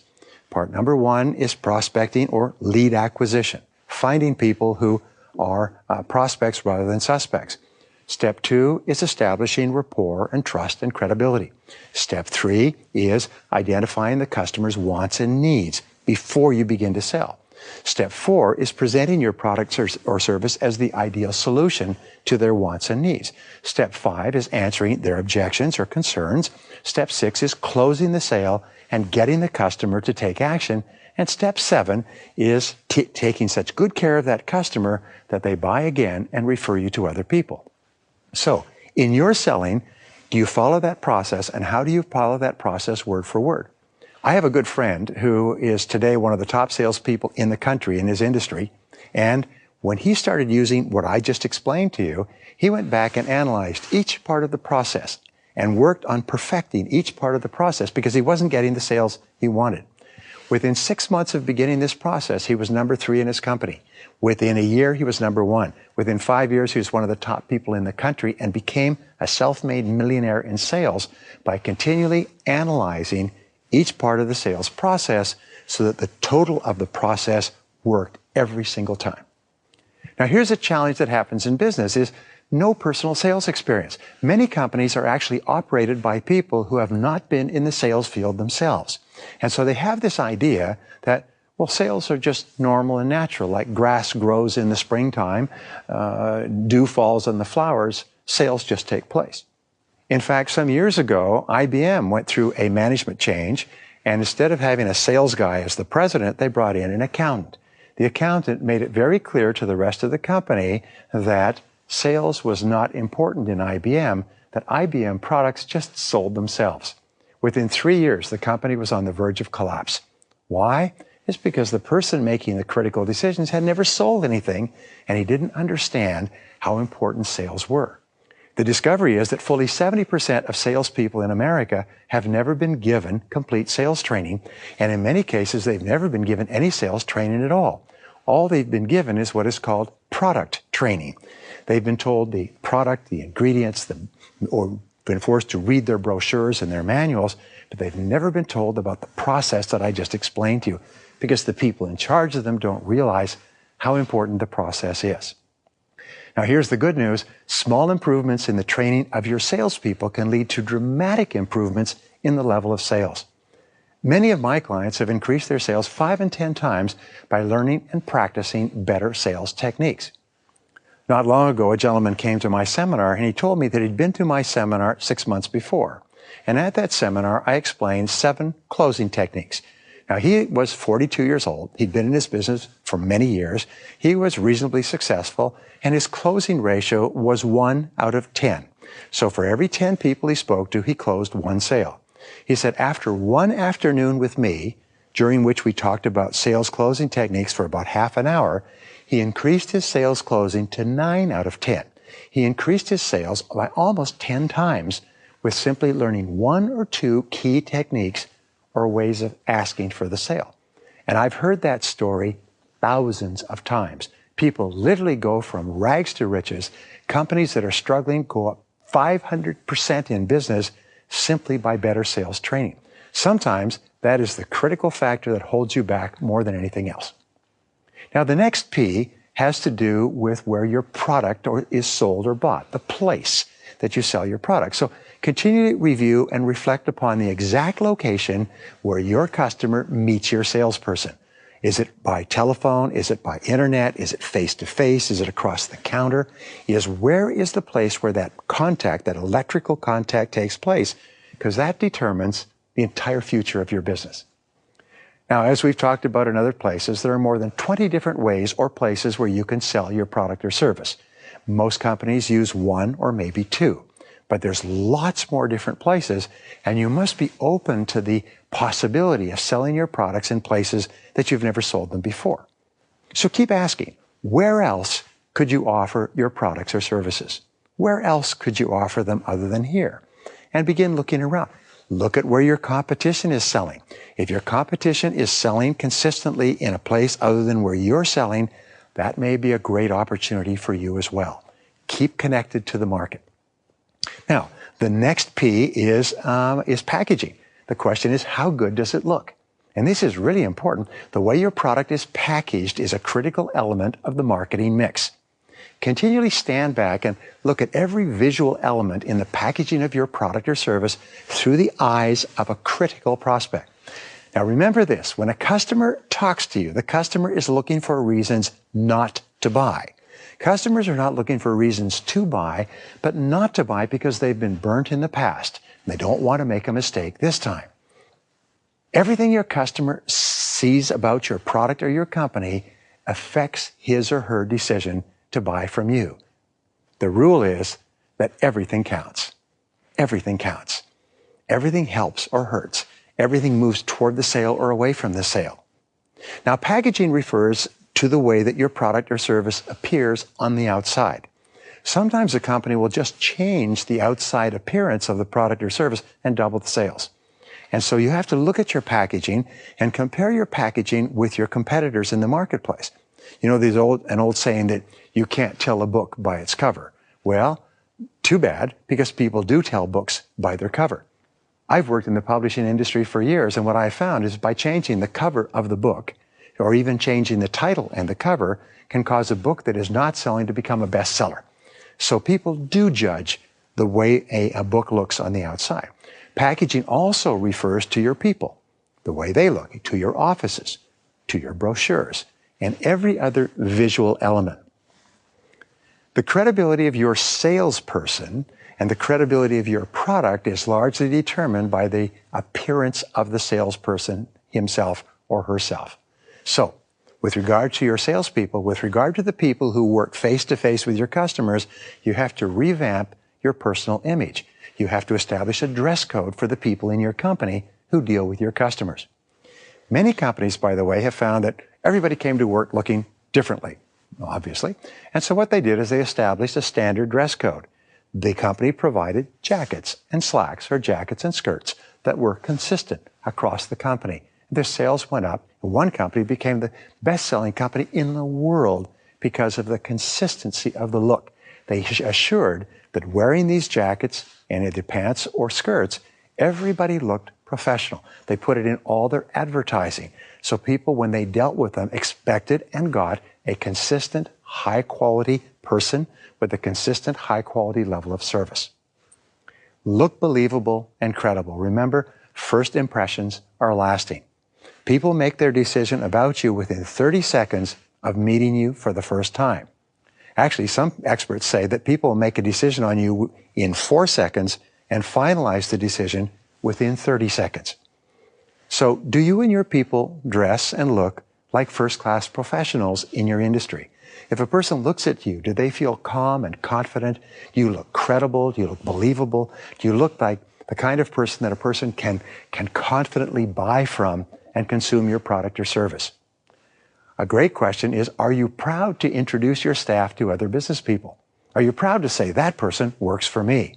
Or does their appearance suggest that maybe you're not that excited about it? Do your products look absolutely excellent on the outside? If a person glances at your product, does it immediately catch their eye? Sometimes just changes in the outer appearance of your people or your product can dramatically change the response of customers to what you sell. Now, the next P has to do with positioning, and we say position yourself properly. You must be continually thinking about how you are positioned in the hearts and minds of your customers. According to the work in positioning, the way that customers think about you when you're not there is the critical determinant of whether they buy from you, buy again, or recommend you to their friends. So here's a question. How do people think and talk about you when you're not present? What do they say about your company? What do they say about your products? What do they say about your people? What do they say about your services? Especially, what words do they use when they think about your business? Perfect example. When you think of IBM, IBM means service because they commit to excellent customer service. If you think of a company like Mercedes-Benz, you think excellence. If you think of a company like BMW, you think ultimate driving machine. When you think of McDonald's, you think quick and convenient. In other words, what are the words, or what is the word or words that summarizes the impression that you make on other people? Or what words or what impression would you like to make? Imagine you could pick a word, and this would be the word, or you could pick a phrase. This would be the word that every time you or your company was mentioned, people instantly thought of that word. What would it be? What would it be most helpful to be? If you could create an ideal impression, what would it be? And what would you have to do starting today to leave that impression in every customer contact? Very important point. Well, the final P is people, and people are everything. The people inside and outside of your business determine the success of your sales and marketing strategy. Remember, every decision and policy has to be carried out by a specific person in a specific way. And your ability to select and recruit and hire and retain the proper people is more important for your business success than anything else. In Jim Collins' book, Good to Great, he talks about the fact that the most important decision the company makes is to get the right people in place before anything else. You will find that all of your success will be determined by the people you attract, and all of your problems will be determined by attracting the wrong people. So think continually about the person who's expected to carry out each task and responsibility. You can only move forward in your business to the degree to which you can attract and keep the right people. And this is one of the great arts and skills and sciences of management. Well, let's put it all together. The 7 P's of the marketing mix that we've just discussed are product, price, place, promotion, packaging, positioning, and people. You must think continually in terms of marketing strategy and the marketing mix. You must think continually about your customers and how to create more of them. You must think continually about sales and how to make more sales better, faster, easier, and more profitable than ever before. And when you develop the marketing mindset, your sales and profits will increase dramatically.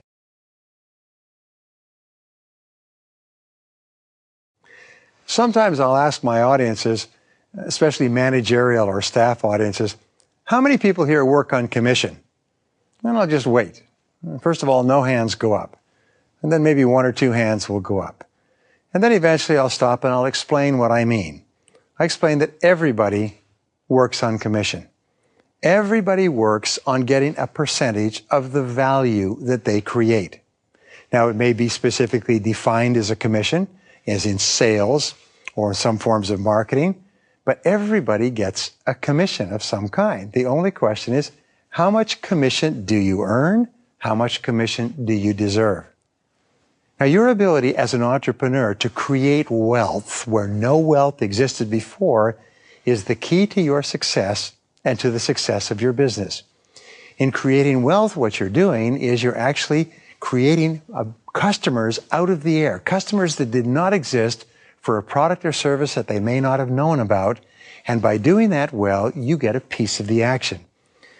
One of our biggest problems in society is people who want rewards without working. They want riches without contributing.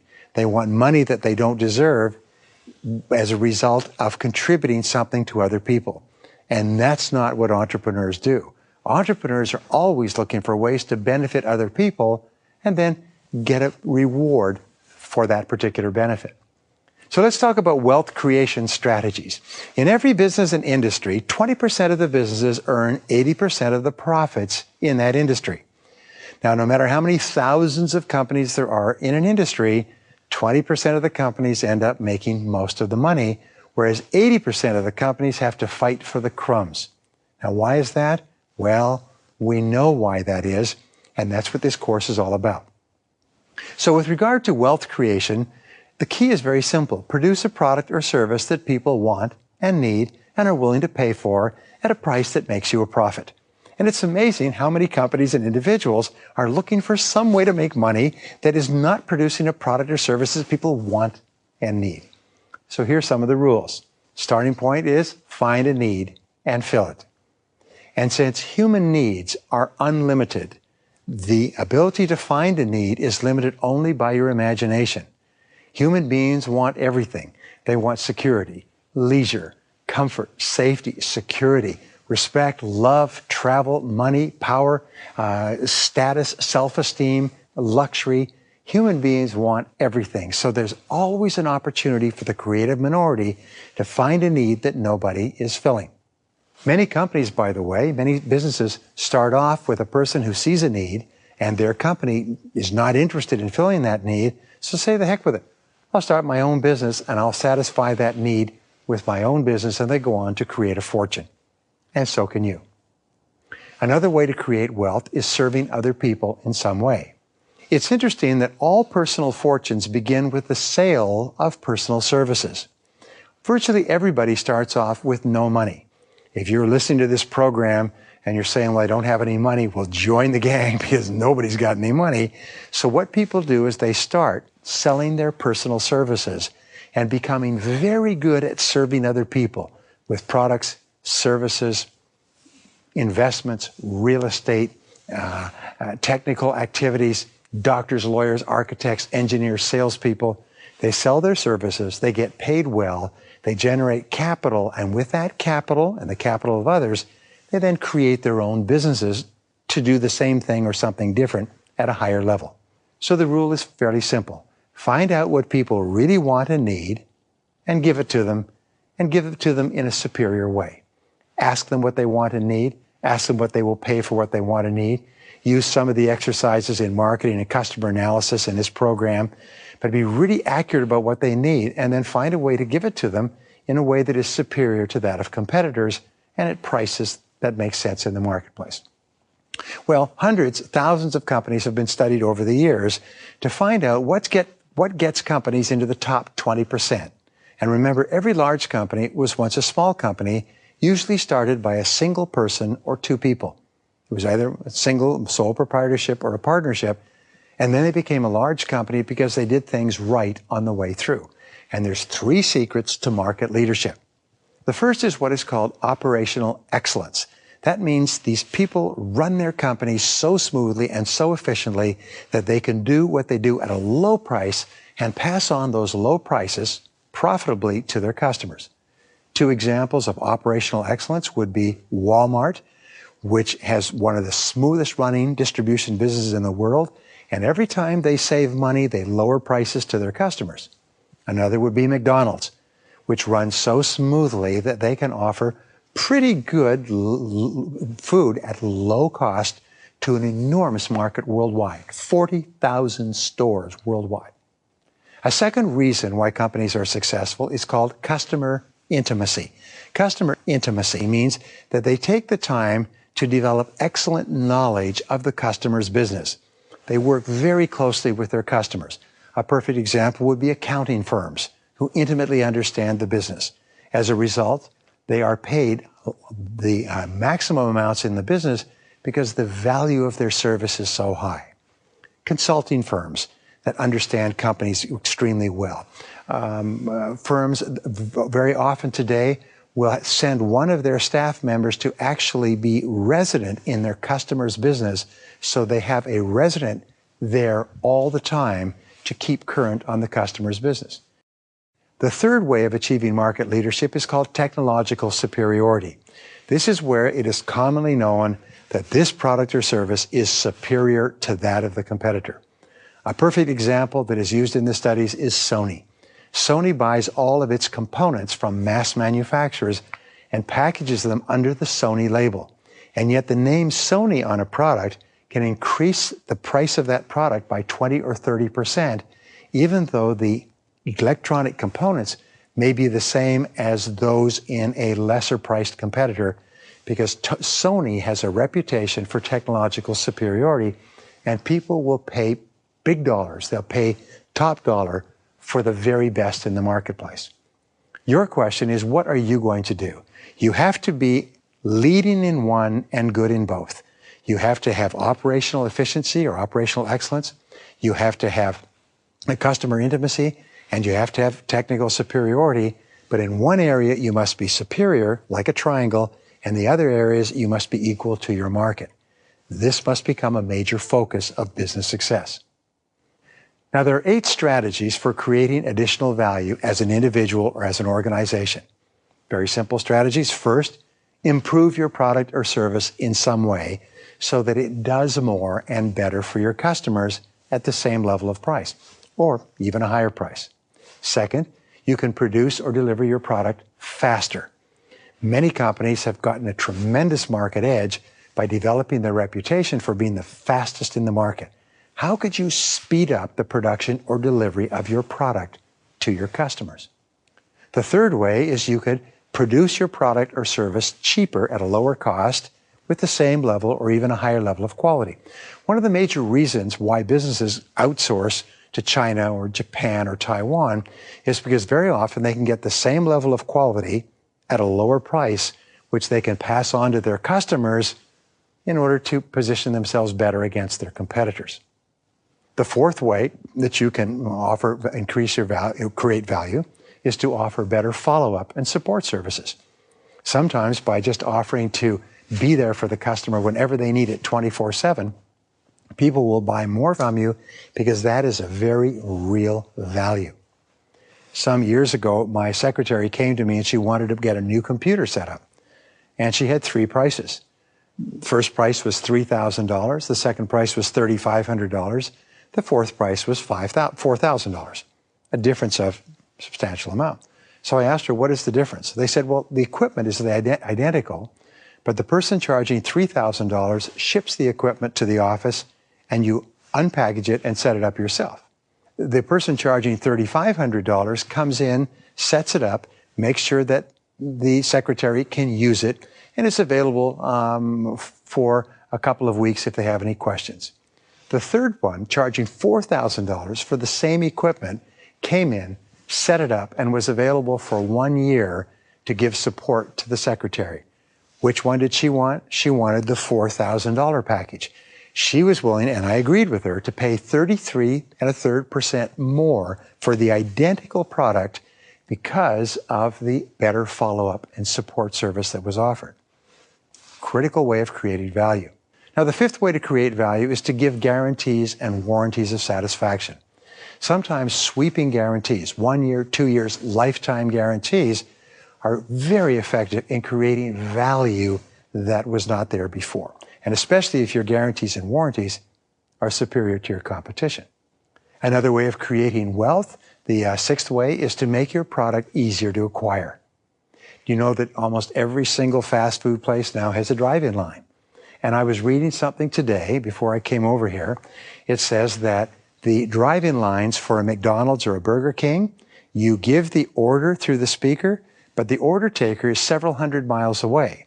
Takes the order, puts it on the internet, projects the order to the cash register, which just is a few feet ahead of your car, and the order is delivered when you drive ahead. Yet the person taking the order does it faster by being in a distant location, taking orders from several fast food companies simultaneously. That's beyond my imagination. But how can you make your product easier to acquire? That adds perceived value to the product. The seventh way is to make your prices and terms more attractive. I've worked with people who charge a lump sum and found if they spread the payments over the year, so people paid a little bit each month rather than all at once, their sales went up by 300 and 500%. So how could you make your prices and terms, your method of payment, more attractive to your customers? And finally, another way to add value is to include additional products and services with your offerings. So you can take your core product or service, and then you can offer other things that make the total package far more attractive than what your competitors offer. I'll give you a very simple example. You go to a men's clothing store and you buy a suit. And they say, with the suit, we'll also add a shirt, shoes, ties, socks, everything that goes together with the suit at a small add-on price. Sometimes companies will make all of their profit from the add-ons because of the increase in perceived value. Now, when we ask companies, we say, what is the most valuable asset of a business? What is the most valuable asset of a business? And according to the Harvard Business School, the answer is your most valuable business asset is your reputation. Your reputation is how people think about you and talk about you when you're not there. Your reputation is more valuable than anything else. I'll give you a simple example. Sometimes a company will be sold for $10 million. They will pay $1 million for all the stock, buildings, equipment in the company, but they'll pay $9 million for the company name because of the reputation. Here's a great question. What is your most valuable personal asset? And the answer, it is your reputation as well. Your reputation as a business determines how much you can sell. Your reputation as a person determines how much you can earn. Your reputation includes the friendliness of your staff. When they ask customers with regard to quality, what do you consider value? They said, well, quality was most important, but quality was the product itself and the friendliness of the people when they sold it and delivered the product. I've done some work with some of the biggest companies in the world on what is called sales and service excellence. And what they do is they realize that every contact with a technician after they've sold a product or service, with a service rep, every contact is building or hurting the reputation of the company and predisposing that company to buy again or not from the company. So now the best companies are training every single person who deals with a customer after they've bought the product or service to be warm, friendly, helpful, and supportive because they know it's part of the ongoing sales effort. Finally, your reputation determines your credibility with your customers. Your reputation for quality, service, honesty, integrity, fair dealing. Your reputation as a business is the most important single factor that determines your current profitability and your future success. Now, when you deal with business customers, remember business customers are primarily concerned with sales and profits. They're not concerned with what your product is or how it was built. They're concerned with how it affects their sales and profitability.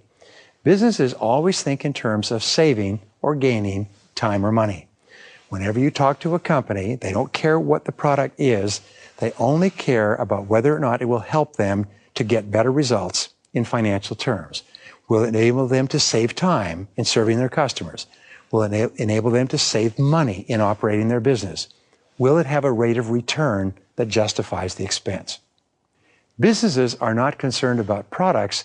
They only see your product as a solution to a problem. We say that customers don't buy products, they only buy solutions. They don't buy services, they buy solutions. They buy satisfactions of needs. So your job is to say, how can my product or service help a business client to be more successful financially? And how can I demonstrate that to them? Interesting point. In a study done in Forbes magazine, they asked, what is the critical determinant of buying a high-tech product? And the answer was time to payback. Is how fast would it pay for itself? And that's what every customer asks when they look at any product or service, is how quickly will it pay for itself in increased savings or increased revenue or decreased time investment. Your job from the get-go is to show, here's the product, here's what it does in terms of paying for itself quickly. Some years ago, my staff came to me and said, we need a new letter sorting machine for our staff room because we had 3 different divisions, and every time a letter was printed out, they'd have to go and replace the stationery. And I said, no, it costs $1,500. They said, well, wait a minute. We need to tell you that it's taking about 2 hours per day for 3 different secretaries to go back there, reload the machine, take out stuck material, talk to the other people, is that it's taking almost the equivalent of 1 full-time person at $2,000 a month just to deal with this machine. If you bought the machine for $1,500, it would pay for itself in 3 weeks. I bought it instantly. Time to payback is really important. Now, if you're selling to individuals, you focus on one thing. You focus on the improvement. Individuals only buy one thing, however you define it. They buy being better off after buying from you rather than before. They buy the improvement that your product or service will contribute to their life or their personal work. So ask yourself these questions. What does your product achieve for your customer that your customer wants? How does your product help your customer achieve a goal that he or she wants?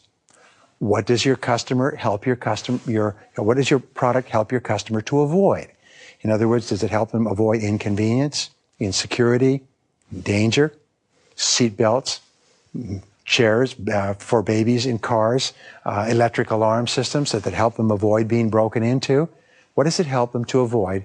And third of all, what does your product help your customer to preserve? People will buy insurance to preserve their home and their business. People will buy safety devices to preserve their life and their health. People will buy all kinds of products to preserve the important things in their life.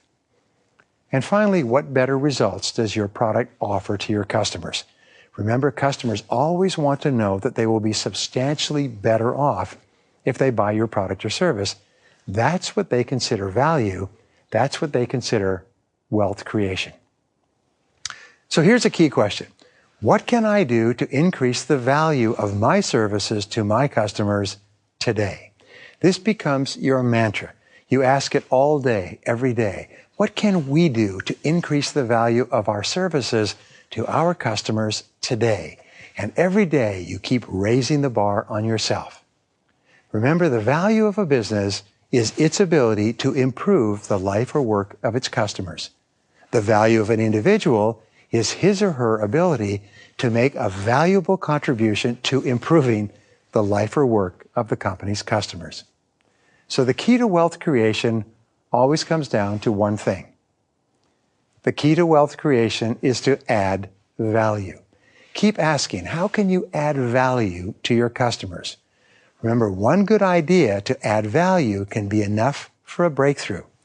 Michael Dell, assembling computers in his dorm room, had one good idea, that by buying the components that were mass-produced, he could assemble customized computer cheaper than they could buy it somewhere else, and that made him one of the richest men in the world. Continually seek out profit-making opportunities, which are ways to add value, because profit comes from adding value in some way before your competitors do it. For the rest of your career, remember, you are working on commission. You get a piece of the value you create. Your job is to think about creating value every single day. Hello, I'm Brian Tracy. And let me ask you a question. What is the highest paid work in business? What's the highest paid work in any part of life, but especially in business? And the answer is the highest paid work of all is thinking. Your ability to think determines the quality of your decisions, it determines the quality of your actions, and it determines the quality of your life. And in the time that we're going to spend together, I'm going to give you the best thinking tools that have ever been learned to help business people at all levels to be more successful. Now, the rule is that your ability to make plans for your business and your personal life will dramatically increase your results and your rewards. You've heard the old saying that failing to plan means planning to fail. What you need is clear, written plans with measurable standards and schedules. And here's an important point, and I've worked with probably 4 million people on this, is that the very act of writing down your plans and looking at them on paper dramatically increases their impact, increases their accuracy, and increases the likelihood that you will make them come true. Now, the purpose of your business life is not just to make money, but for you to enjoy your personal life. You'll find that the most successful business people are the ones that integrate their business and their personal life, because 85% of all your happiness in life is going to come from your ability to get along well with the important people in your family and your relationships. So the questions that we ask to help you to plan and set goals are going to deal with, first of all, your personal and then your business life, and the ideal is for you to integrate the two of them together. So the starting point is for you to decide exactly what you really want in life. In fact, that is the great question. What do I really want to do with my life? And so here are some questions that will help you to think better about this subject. Number one, and this is starting with the core, what are your personal values? What do you stand for? What do you believe in? What do you care about? What would you fight for? What would you die for? What are your personal values? For example, myself, my personal values are integrity, quality, courage, persistence, determination, generosity. Those are my personal values, and that leads naturally to the next question. What are your business values? Now, business values have to be in harmony with your personal values, but they're a little bit different. For instance, a business value could be quality products, superb customer service, excellent relationships with everybody in your business. But your business and your personal values need to be thought through because they become the axle around which your whole life turns. Happy people are clear about their values and they don't compromise them. Unhappy people are very confused about their values, and as a result, they compromise them over and over again. Now, here's a great question for you. Ask this question and answer it within 30 seconds. What are your 3 most important goals in life right now? What we have found is that if you only have 30 seconds to answer this question, your 3 most important goals in life right now, you'll find that your answers will be as accurate as if you had 30 minutes or 3 hours. And you'll have a chance to write these goals and write these answers down a little bit later. Now, here's a question that comes from Stanford University that helps people to become more creative and focused, is what would you do if you won $20 million cash tomorrow? In other words, if you were financially independent and you could do anything that you wanted to do, what would you do differently? What would you change? What would you get into or get out of if you had $20 million cash? And that, by the way, helps you to think about your true values. It helps you to think about what is really important to you in life. Here's another great values question. What would you do if you learned that you only had 6 months left to live? Imagine that you're going to enjoy superb physical health for 6 months, but at the end of 6 months, you would drop stone dead. How would you spend your time in your last 6 months? And this will tell you what's really important to you in life. And I can promise you, very few people would say, well, I would want to get back to the office and return a lot of phone calls or spend more time at my work. If you only had 6 months left to live, that will tell you who you really are. Here's another great question. What have you always wanted to do in life but been afraid to attempt? You see, the fears of failure, the fears of loss, the fears of criticism are the great fears that hold us back. And so when you ask this question, what have you always wanted to do but been afraid to attempt, what will often pop up is start your own business, take a trip, run for political office, make a big gamble or a big commitment in life. What would be your answer? Now, the 7th question is what gives you your greatest sense of fulfillment, of satisfaction and self-esteem? If you can tell me what makes you feel important, I can tell you your entire philosophy of life. What makes you feel the very best about yourself when you're doing it? If you could do it all day long without worrying about being paid, what would you want to spend your time doing? And here's the next great question is, what one great thing would you dare to dream if you knew you could not fail? If you could wave a magic wand and be successful at any one great thing in life, big or small, short or long term, if you're guaranteed a success, what big goal would you set for yourself? And whatever it is, you write it down and you make a plan and you work on it every single day. Now, this brings us to strategic and business planning. Once you have the general questions answered, you have to deal with the most important parts of your business. The first part, number one, is your vision. If your business was perfect sometime in the future, what would it look like? You know, they say leaders have vision, and that where there is no vision, the people perish. Many people start a business, even a small business, but they don't think if their business was perfect, what would it look like? What would you be doing? What level would you be at? What kind of products and services would you have? What kind of reputation if your business was perfect? And the greater clarity you have with regard to your long-term vision, the easier it is for you to make short-term decisions that will make that vision a reality. Second part of strategic and business planning is your purpose. And your purpose answers the question, why are you in this particular business? Even more generally, why do you do what you do? Why? What is your purpose for being in this business? And your why always has to do with other people. It always has to do with making some change or improvement in the lives of other people. It has to be something that you're excited about. You've got to know your purpose, and everybody in your business must know the purpose of the business. The third part of strategic and business planning is your mission statement. Now, a mission statement is an answer to the question, what do you want to accomplish for yourself and your customers? When people write a mission statement, they say, our mission is to offer the finest quality products and services to this particular type of customer in this particular market, and as a result, become a $10 million company. In other words, you have to have a mission, and everybody has to buy into the mission. But you must be clear about your mission.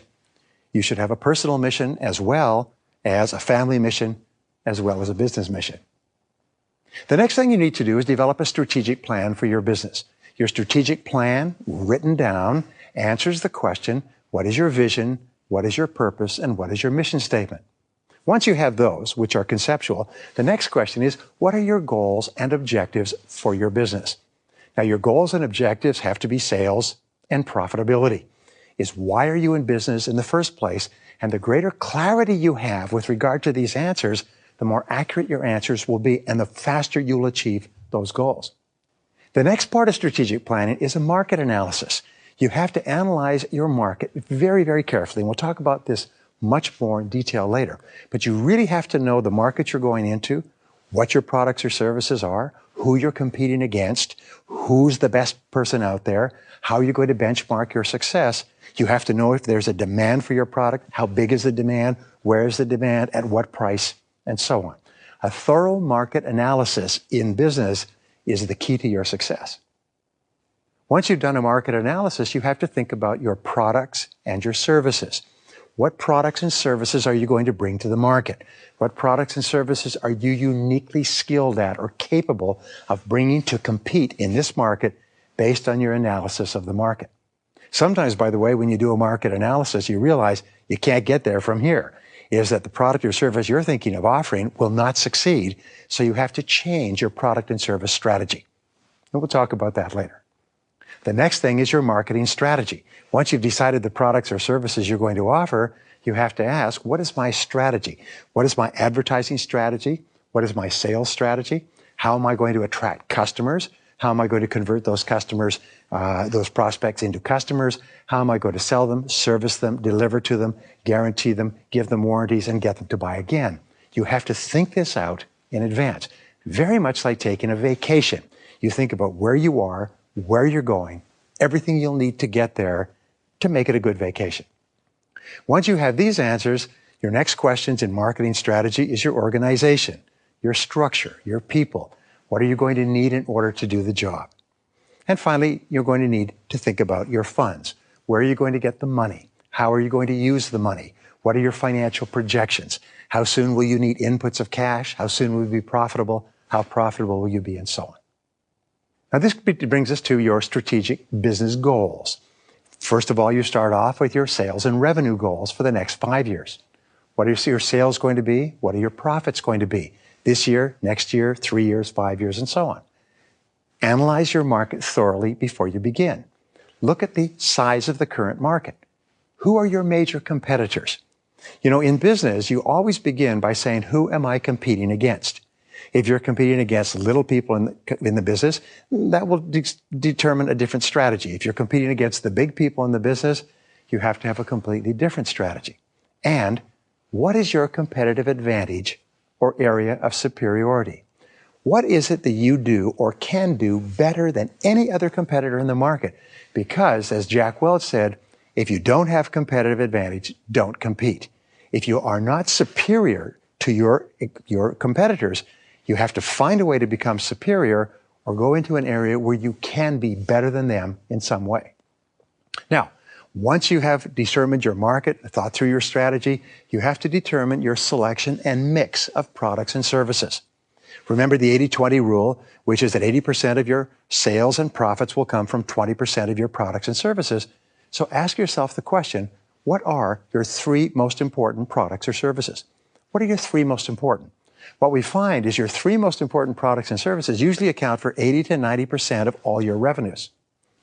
The second question is, what are your 3 most important services that you offer to your customers along with your products? In other words, telephone services, personal installation, personal visits, personal service calls. What are the services that you offer that make your products attractive and desirable? You then have to ask is, what are your 3 most important considerations or problems in producing your products or services? There's always considerations or problems or bottlenecks in producing your products and services. What are the key things that make you successful or that can hold you back? You also have to ask, what are the essential people, equipment, and resources that you need in order to make your business successful? Because remember, unless you're working all by yourself in a single business, you're going to need people inside and outside your business. You're going to need equipment, telecommunications, transportation, manufacturing, processing, computers, and you're going to need other resources, including financial resources. Now, the next questions that you ask to help you to think better is, how will you market and sell your products? In the final analysis, all of business comes down to the ability to sell products and services. Successful businesses have high sales. Unsuccessful businesses have low sales. And many people start off with a product or service without giving a lot of thought to how are you going to actually market and sell it. First of all, for example, what methods of advertising and promotion will you use? You know that the starting point of business is to attract new customers, to attract leads, to attract people who are interested in your business. So advertising and promotion fills the top of the funnel. It brings the leads in, which you can then, through sales techniques, convert into customers. Another question you have to ask is, what benefits or competitive advantages of your products or services are you going to emphasize to attract those customers? Remember, customers are very selfish, very greedy, very impatient. They want the very best for the very most, and they want it now. How are you going to offer your products or services so that customers perceive them to be the very best, all things considered, at this moment? The next question, and this is really critically important, and I've worked with probably 10,000 companies and more than 1 million salespeople, is how do you sell and take orders for your product or service? What is the specific word-by-word, step-by-step sales process? And a weakness in this area can be fatal to your business. Interestingly enough, there are some companies with average products and average services with superb selling systems, and they're very profitable. There are companies with fabulous products and poor selling systems, and they're constantly in financial trouble. Finally, what is your budget and expected sales and returns from your advertising and sales activities? In other words, how much do you plan to sell? How much is it going to cost you? How much are you going to make as a result? What are your projections? One of the most important things you do in planning, especially for advertising, is determine what kind of return on investment you're going to get. And your goal should be 3 to 1, 5 to 1, 10 to 1. For every dollar you spend, you should be getting $5 or $10 of sales revenues. Now you decide upon your organization structure and the essential jobs to be done. Now, this is an important part of business, is you define your business not in terms of your particular job description as an individual, but all the functions. One of the things that we use is a PERT chart, where you take and you put a bunch of boxes, and each of the boxes describes a function: answering the phone, taking the order, packaging the product, shipping it out, accounting for payments, collecting the money, and so on. And you list the functions before you start thinking about the jobs. Because when you start your business, and even during your business, maybe several functions will be combined in a single person. So list the 3 most important functions or jobs in sales and marketing. What are the 3 most important functions? What are the 3 things that have to be done in order, as we say, to generate the sales, get the goods out of the woods? Second, list the 3 most important functions or jobs in the production or acquisition of your products or services. In other words, how do you produce and get those products and services available to your customers? What are the 3 most important things? The ordering, the manufacturing, the packaging, the structure, and so on. And finally, list the 3 most important functions or jobs in the management and administration of your business. The accounting for the money coming in, the bill paying, the computer setups, the reporting to banks, and so on. But list the functions so that you can see clearly what things have to be done in order for your business to function smoothly. And by the way, these are questions that you come back to over and over again throughout your business life. And if ever there's a weakness or a lack of clarity in one of these areas, it can lead to major problems. Now, you also have to provide for the funds that you need to operate your business successfully. In other words, where's the money going to come from? So list your 3 primary sources of financing. Is it going to be your own savings? Is it going to be people that are investing with you? Is it going to be the bank? Where's the money going to come from? And we'll give you all kinds of ideas for money later.